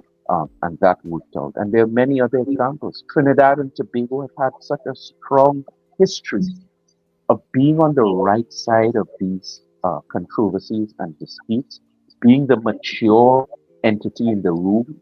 I can take you back to the Declaration of Argyle, which was convened, this forum was convened by Prime Minister Ralph Gonsalves and Prime Minister Skerritt under the auspices of Caricom and CELAC in Dominica, where we brought the President of Venezuela and the President of Guyana into a small space with colleagues. Trinidad and Tobago was represented by Dr. Keith Rowley, who some people say is always shouting. He wasn't always shouting. Easing tension, working with others, including his then Minister of Foreign Affairs, who's speaking to you now, to design a declaration that had built-in mechanisms to reduce tension. And should there be a flare-up or an incident, there were specific mechanisms to ensure that there would be less danger of that, resulting in a downward spiral that could threaten the peace of the Caribbean region. So all of that to say, Wendell and your co-host, Richard, that Trinidad and Tobago has a recent history and also a long history of performing in a responsible manner, consistent with our foreign policy since the independence of our republic, which has always resulted in de-escalation, reduction of tension, maintenance of peace and security, maintenance of good, productive relations with all our neighbors, and ensuring that the best interest of our citizens, if it is that there is a detainee involved, that hasn't yet been demonstrated. If so, it's our responsibility as a nation to clarify this and to mobilize consular support in such circumstances. So Dr. Brown, we haven't taken any of those steps. Yeah. So my next question on this matter, after all that you've said just now, do you think the use of the words meet the Venezuelan authorities with deadly force, do you think that was a bit too harsh, or was it appropriate in this particular circumstance? Well, the Prime Minister has not explained those comments. They certainly would not have been triggered by any of the output I have seen from President Maduro, who was the first to make a claim but in a public space in Venezuela, which was reported by the state media, that there had been an incursion or attempted incursion into Venezuela by a foreign group. President Maduro, to my research, did not single out Trinidad and Tobago as any participant in such, but did indicate that there were foreign mercenaries involved. He did say Colombian, and that they had departed from or attempted to enter Venezuela via Trinidad and Tobago. I don't know if someone in Whitehall, or not in Whitehall, but in authority in Trinidad and Tobago, made an assumption that that was some kind of threat against our nation. It certainly was not. And the response, the prudent response to any claim or mention of your country associated with an allegation of terrorism or incursion into another country would be to use the available channels of diplomacy and contact to formally request sufficient information that it would allow us to either verify, collaborate in an investigation, or properly refute such claims and allegations. What happened was a very dogmatic dismissal, referring to radars and so on, really. And the appropriate sequence and steps were not taken. This does not disempower the Prime Minister of our country or any leader from taking steps that he or she would deem necessary in the public space. The question is, what is prudent? What is the right sequence? And to begin your entry into the discourse with the rhetoric and dogma that we have been exposed to from the government of Trinidad and Tobago is uncharacteristic of our country, and I would say inconsistent with our foreign policy, as well as our policy as a member of the non-aligned movement of nations. Were you surprised at the response of the Prime Minister to what Venezuela would have said concerning the incident, and of course the Prime Minister's initial response of, well, which has been quoted ad nauseum now, with deadly force and stuff? Were you surprised at the level of that response? Frankly, I was surprised. Richard, I had been approached on that same day, the Thursday, as a former minister and a current senator, by many in the media, sending me WhatsApp messages and calling. Dr. Brown, we want your comment on what the claims of Venezuela, etc. and as a patriot, a responsible citizen of this nation, my response was, I am not yet in a position to speak, because there may be actions that we have taken in this matter that can help resolve or calm a troubled situation. I am going to wait. Today, which was Thursday, there will be a post-cabinet press conference. And let us see what the Prime Minister is able to report. What actions with Trinidad and Tobago in deploying our Ministry of Foreign and Caricom Affairs, in deploying our Ministries of Homeland Security, Ministry of Defense, the Attorney General, and other elements. What body of work would we have conducted that would then enable me to step in and give an appraisal, a view as a member of the opposition? I was astounded to recognize that no work really had been done. No contact up to now had been made with the government of Venezuela. How is that possible? The ambassador had not been called in. Now, this incident, according to the Venezuelans, happened on Monday, last week, Monday. It became public last week, Tuesday. There was a dismissive response by Minister Sage last week, Wednesday. The Prime Minister did a media conference last week, Thursday. And in all of those days, they all went silent on the weekend. No one summoned or brought in the ambassador of Venezuela to request information, to present a direct position of Trinidad and Tobago outside of the public glare, and to have discussions with a neighboring state. How is that possible? No one has picked up the phone and spoken to counterparts in Caracas, such as the Minister of External Relations of Venezuela. Not even to mention the head of government level, where there's always the facility and the potential to engage in a conversation and dialogue that can reduce tension, which would be in our sovereign interest as a nation. So yes, I was very surprised, but I'm always an optimist, and it is not too late in my view to change course. You would see even Winston Ducaran, a great veteran of service to our nation, who was a minister under Kamala Persad-Bissessar, Minister of Foreign Affairs, has also chimed in and said, we're on the wrong course here. We've taken the wrong option, and there's a better road, a higher road, a more responsible road, a more productive road, and one that is consistent with our conduct as a member of Caricom and a sovereign state. Have they even had a conversation with Caricom? If this is such a dramatic issue, to justify those the deployment of that kind of rhetoric to the nation and to the international space. You see it being reported all over the global media. Have we done a briefing with Caricom, or even had a conversation with the chair of Caricom?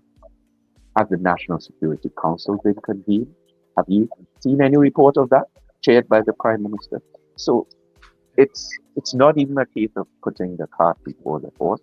The horse doesn't seem to be in the picture at all. And it's my hope that this week, our Trinidad and Tobago and our administration gets their house in order, uses the facilities that are available to us as a nation, and instead of trying to stir trouble or demonstrate bravado for whatever international audience they may be playing to take more prudent and responsible steps. That's all I am advocating. I mean, and I get what you're saying, and I think that approach is the standard approach in terms of how we would have dealt with those stuff. So it was surprising in terms of the language for a lot of people. We were like, what?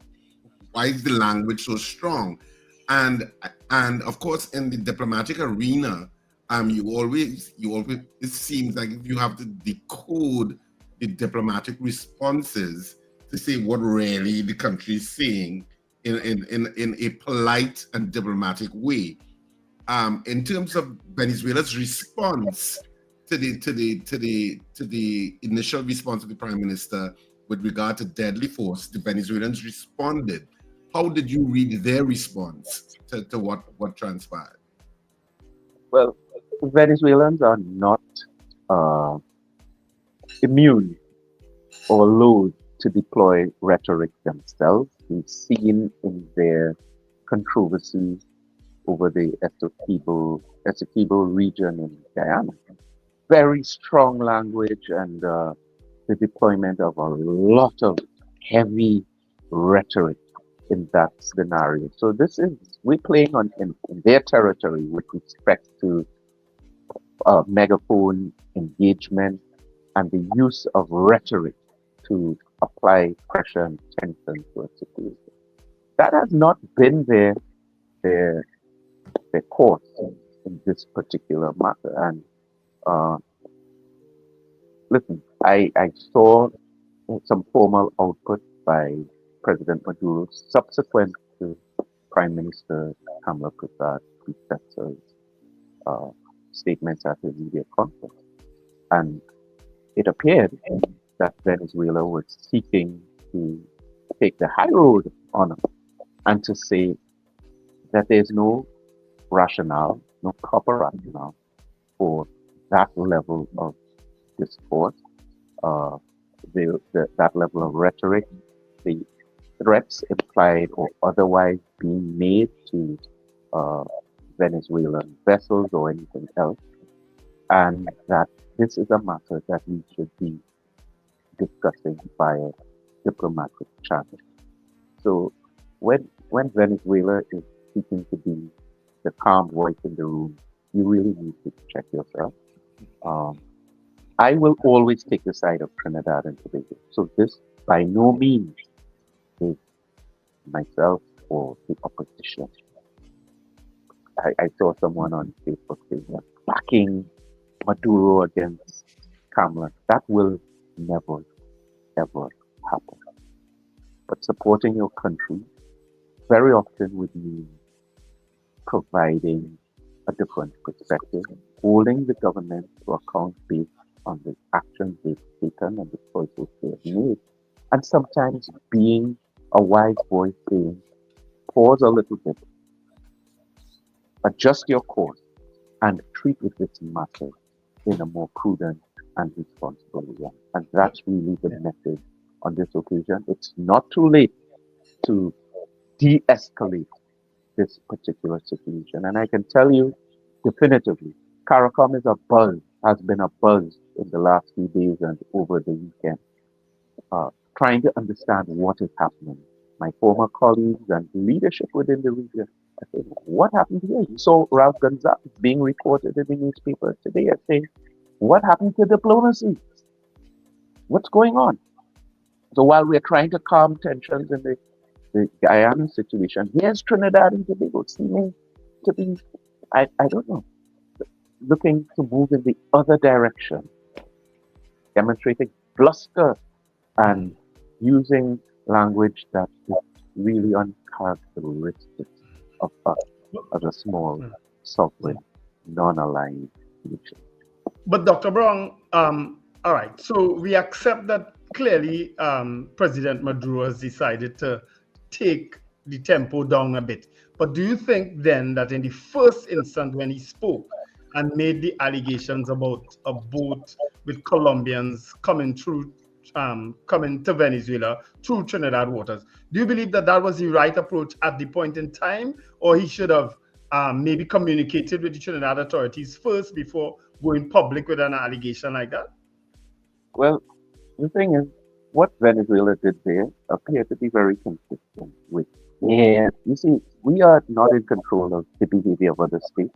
We are in control of our nation, or we should be in control of our nation. And sometimes it's not the action, you're in control of the reaction.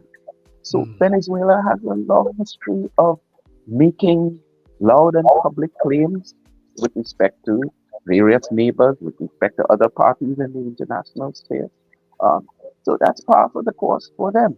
If they see it as in their interest to make such allegations, or we have to consider if there was indeed such an incursion, that is the style of the Venezuelan administration. They would make it publicly. But what he did not do, as far as my record shows, is make any allegation against the Republic of Trinidad and Tobago, or the government of Trinidad and Tobago, or the security services of Trinidad and Tobago. So the next step certainly would have been our direct engagement and our behavior as a responsible neighboring country. And let me make this point a little bit clearer. Why is this in our interest? And why has our country taken such steps over several administrations, over generations, to maintain functional and productive relations with Venezuela? It's because it's in our interest. We do not share any particular political philosophy. Our parties are not aligned in any way. That's obvious to me. We have very different systems of governance, etc. We view the world very differently. We have different friends, but we share a large border. And I've been saying that space between Venezuela and Trinidad and Tobago is very important to our economic interests. There's a lot of energy activity. It's not just drag on. There's ongoing energy collaboration with Venezuela. That's vital to our future. And my children and your grandchildren's future, vital. There is every car that drives on the roads of this country, every refrigerator in our kitchen, all the products that arrive in Trinidad and Tobago, the vast majority passes very close to that border in a container ship or a large commercial marine vessel. The yachties that come here and engage with us, the recreational marine traffic, the fisheries activities, all of that occurs in a very potentially challenging space between a large country and a small country that's a swim away. So it has always been seen to be prudent for Trinidad and Tobago to maintain a very responsible line. Again, it has nothing to do with political ideology. And we've done that through various administrations, whether it's NAR or PNM or whoever else. On this occasion, for whatever reason, we appear to be taking a very different line, more interested, it appears, in rhetoric, in confrontation, in playing to a different audience. But we should be very careful not to leave scars on that relationship. That could affect our energy sector workers, or the potential for this country of energy collaboration, affect the safety of our fishermen. If a vessel today, which happened to me as a fisherman, if a vessel breaks down, if your engine fails somewhere in the Gulf of Paria or off the North Coast, and that current, as it naturally does, sweeps you towards Venezuela, what's the first thing our Coast Guard does? They call the Venezuela Guardia Nacional. They engage in collaboration with their counterparts. They work the issue together. It's essential for us. So if we are now acting as if we are far from Venezuela and we're blustering and increasing the tension in our relations with that country, in fact and indeed, we're not saving our interests with them. And that's another important point. Even beyond this matchup between Kamala Persad-Bissessar and apparently President Maduro. There's a bigger You know what? picture. I mean, all of the points you're making, they are very valid, Dr. Brown. The issue of the geopolitical space we live in, one, and the economic space we live in. It's no secret that we have a lot of potential economic involvement in the collaboration with Venezuela. I mean, it may be on pause now because of the current administration. Some of it might be on pause. There is ongoing work. You would have seen Manatee is underway. And Trinidad and Tobago, after the election, has been mobilizing infrastructure and expending resources toward exploitation of some of those shared resources. So this is not academic, Richard. This is real politics. So it feeds into the puzzling response of the Prime Minister in being so seemingly aggressive in terms of her stance, it was puzzling. So is it that she has some information? I can't see, in terms of watching on, you can't see what information could she possibly have to elicit such a strong response. Or is it that you think she is purely playing for other people in terms of the stance that she's making? What was your interpretation of that response? Because you must, being a seasoned in that arena yourself, you must have been trying to analyze why is that response and why were those words used? Because in the diplomatic arena, words matter, and the words that you say are interrogated and watched and analyzed. So Sure. was she being cavalier, or is it? I don't know.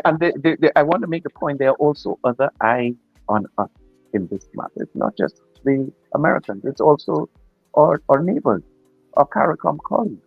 And it's in your public statement that other interested parties develop and derive a sense of your policy, your perspective, your priorities.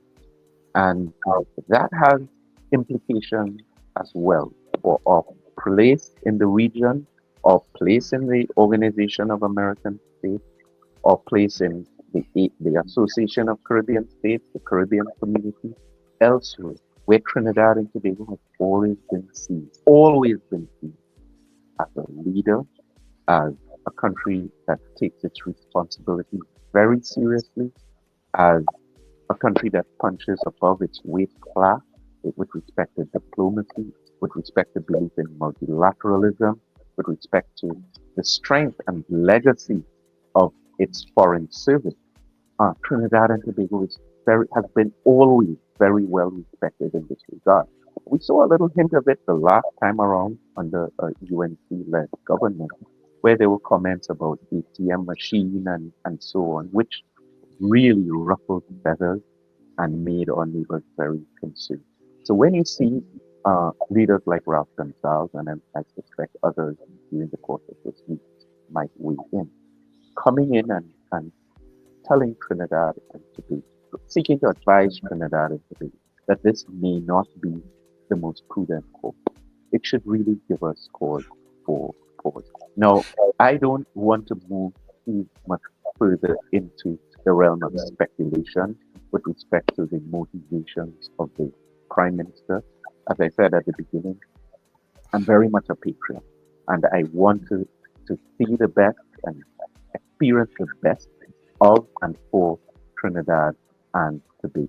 So whatever her motivation may have been, whatever advice she may have received, I think sufficient time has elapsed and sufficient advice has been mobilized into the public space and also directly in her direction, that this week would see a much better sequence of responsible action from our administration and the government upon whom we all depend to steer the ship of Trinidad and Tobago. Well, let me say it differently. Dr. Brown, manage our affairs in a prudent fashion. Dr. Brown, let me ask you a question, because Wendell asked you a very important question and you did not answer the question, which was the responsibility of Mr. Maduro and his first response, which would have triggered all of this. So I'm hearing all the responsibility that we have to be diplomatic, but it seems like what has happened in the opening scenario, we seem to want to basically excuse that because this is how the big bad wolf always responds. And once they respond in a particular way, we should basically be the passive one all the time. That question that Wendy was asking me about You are mischaracterizing the situation. We should not be the passive one. This is not about passivity.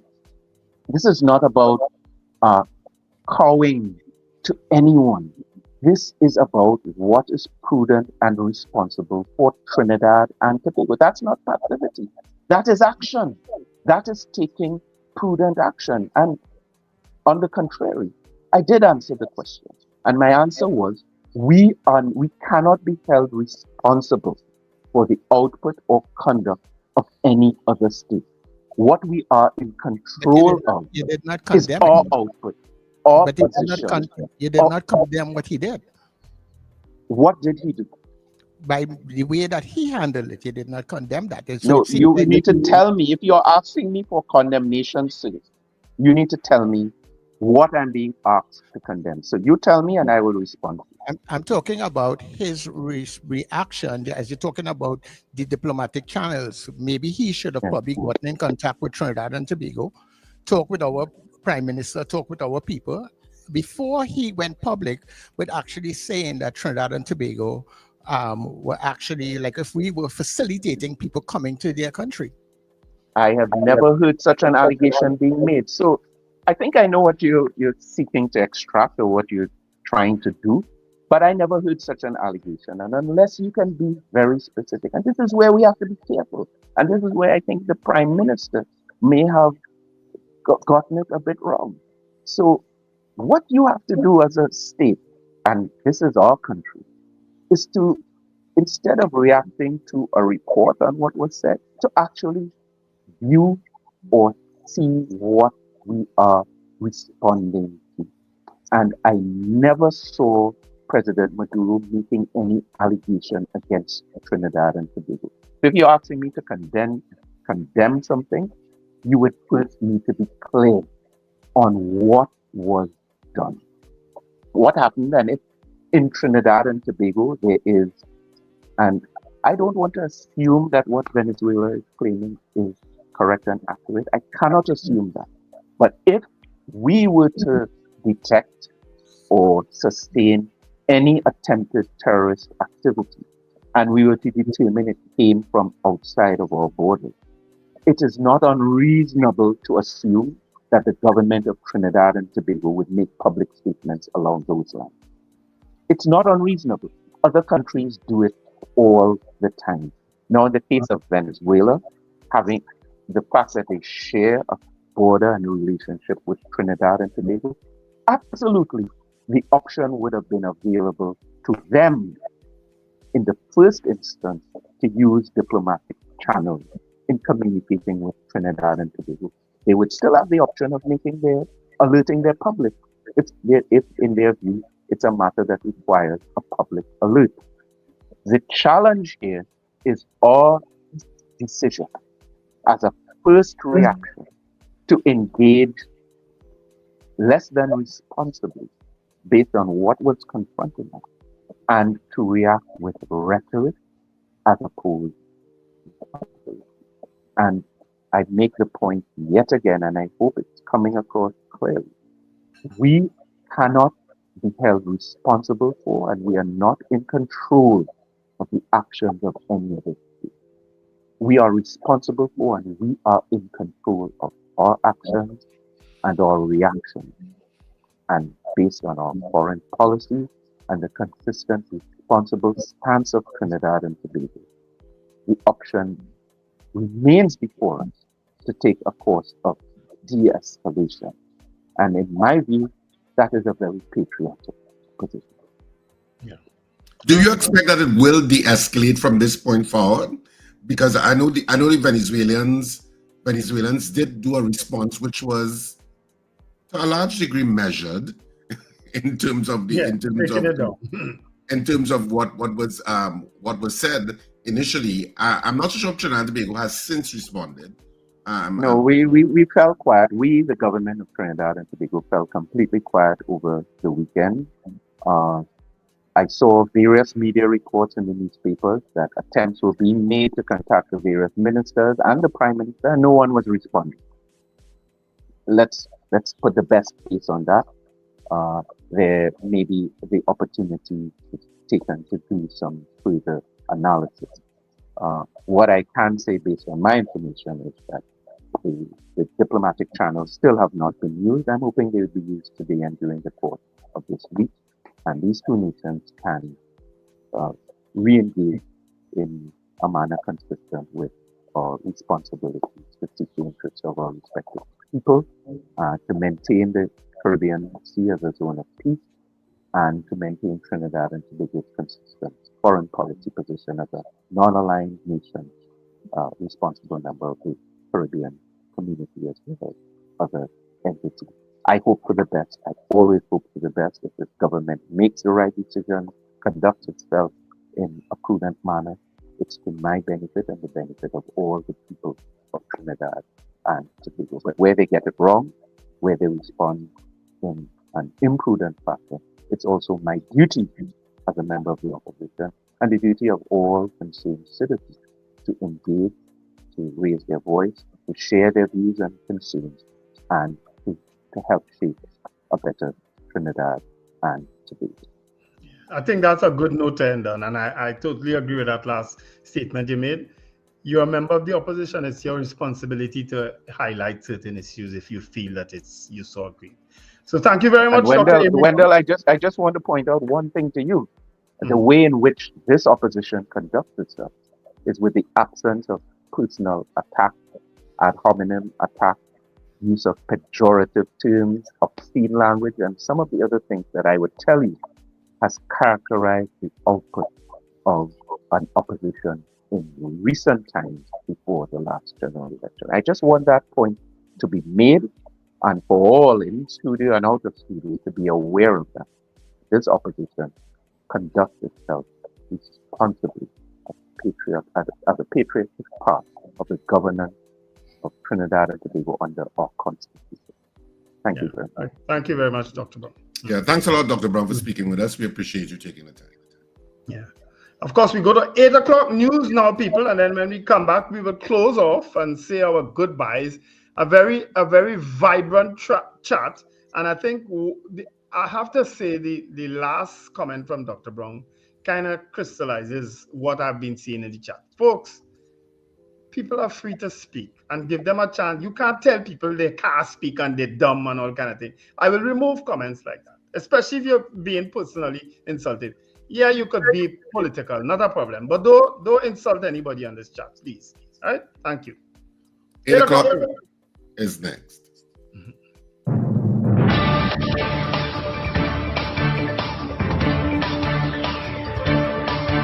The news you need, the clarity you deserve. Local, regional, global. This is Net Radio News Now. This is News Now on New Era TT Radio and M&E TV. I'm Derek, in for Amanda, who's off today. Homeland Security Minister Roger Alexander says he will personally monitor airport security after a recent armed robbery exposed gaps in the outer perimeter protection at Piarco International Airport. Alexander visited the airport the next morning and said while internal security is solid, the outer areas lack visible deterrence.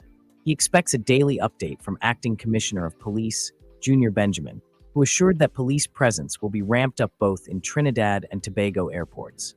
The incident follows the April killing of Arkham Sowers Kwashi, who was gunned down shortly after landing at Piarco. Alexander stressed that international airports must be guarded like first world facilities, with visible, heavily armed patrols. Benjamin said suspects appear to be monitoring police patterns.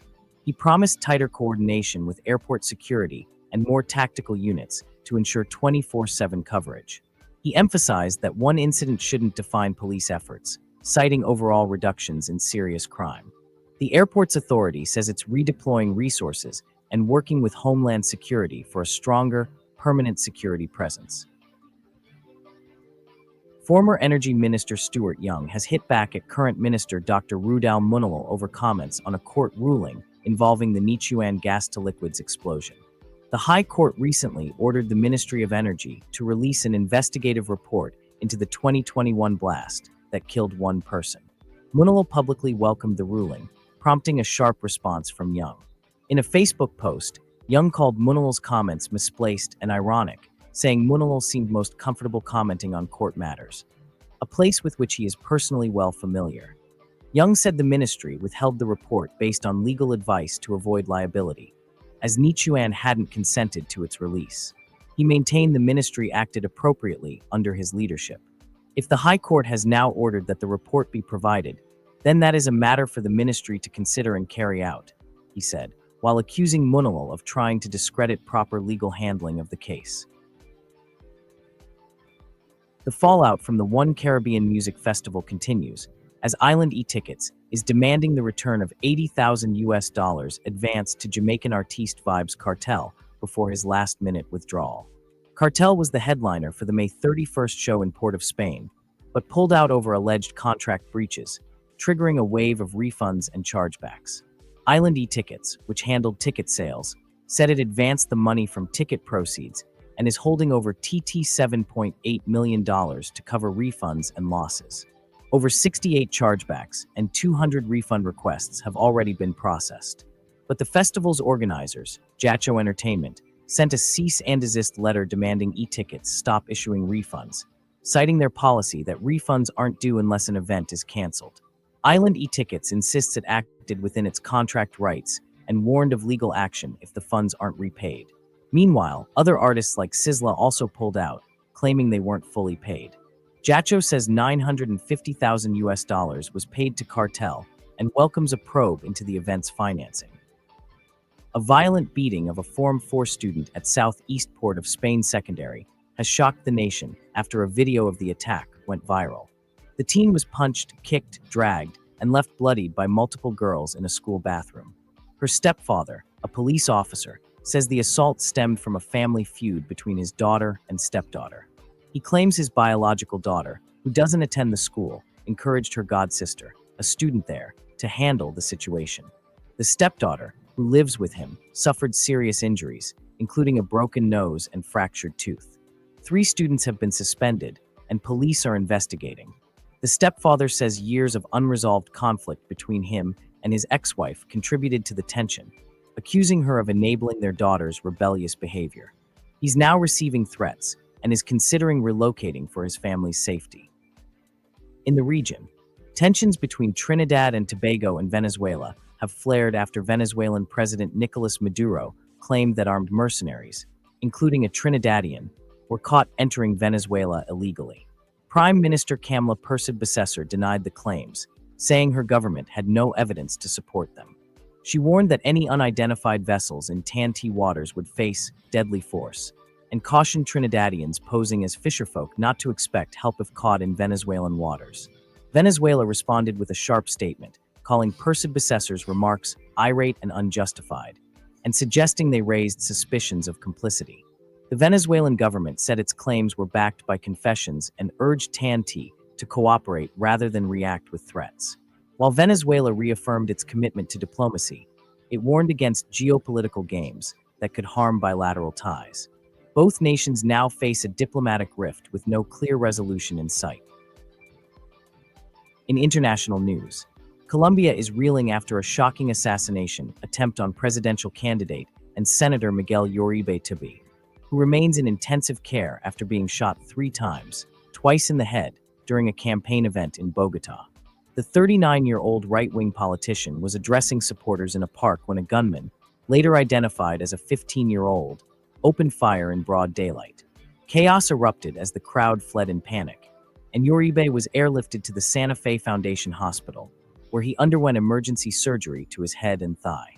The teenage suspect, reportedly carrying a 9mm Glock-type weapon, was injured during his capture and is now in custody.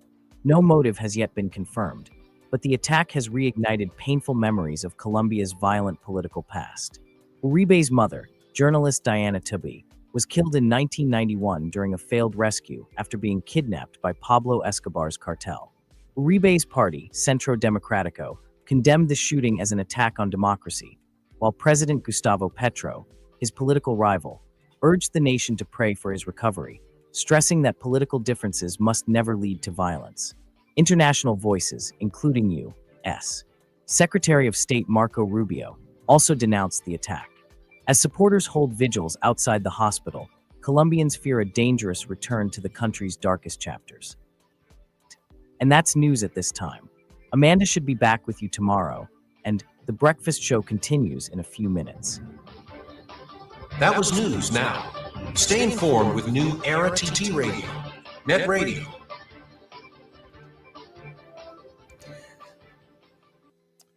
All right, so we are back inside of the breakfast show as we wind things up. just to let you know what's coming up inside of the drive time with Tony Fraser a little later on this afternoon. People, do little black boys and girls born in hard times remain in poverty and turn to crime? Well, on the Drive Time Exchange with journalist Tony Fraser, we have two powerful men who will tell of their experiences to lift themselves out of such lives. We'll be talking with Alan Ferguson of the Scrap Iron Dealers Association and also Calypsonian Gypsy Peters, who sang that famous Little Black Boy. So those two individuals on the afternoon drive time with Tony Fraser this afternoon from 4 p.m. And of course, our next YouTube feed will come between 4 and 6 p.m. for those of you who are listening on our YouTube right now. So if you leave throughout the day, tune in a little later on for the Drive Time Exchange.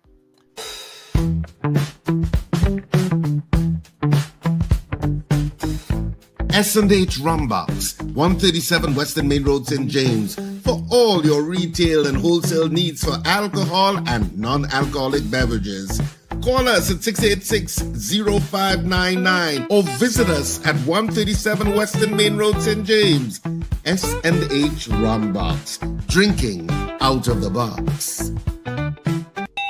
Last call, Cipriani College, last call. RSR Productions, Married and Mischievous is on its last call at Cipriani College. The #1 comedy that has everybody talking and laughing comes to Cipriani College for a final 2 nights. Saturday the 14th of June at 8:30 p.m. and on Father's Day, Sunday the 15th of June at 6:30 p.m. Treat your dad to this comedy. Married and Mischievous at Cipriani College. Tickets available at usual outlets and at the Cipriani College box office from Monday 9th June. Don't miss this one. Adults only.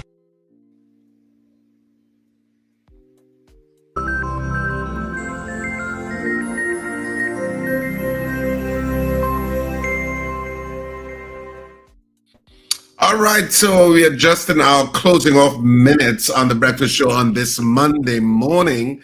I know, of course, Wendell is going to try to get Brent Batson for tomorrow so we can clarify the issue of those demerit points to make sure if they are suspended according to what some of our listeners and callers said and how it would have been suspended. So, Richard, confirm that.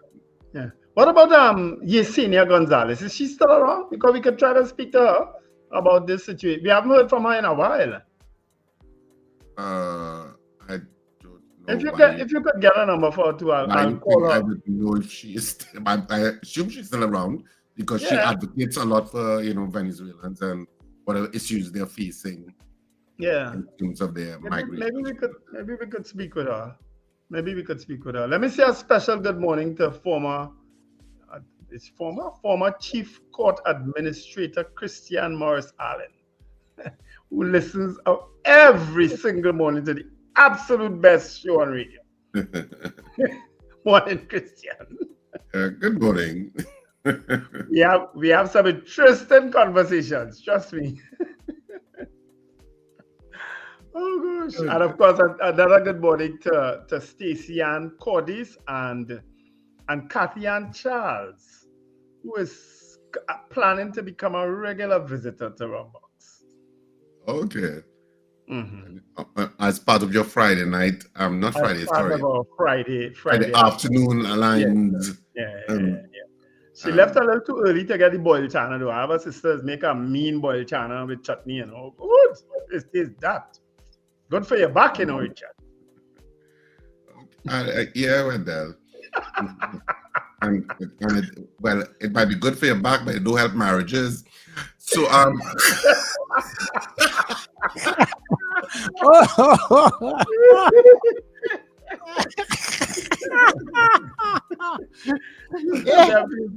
is not a hello blow.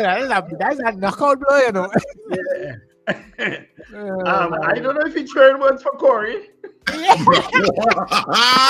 What? Hey, the breakfast show is now at an end.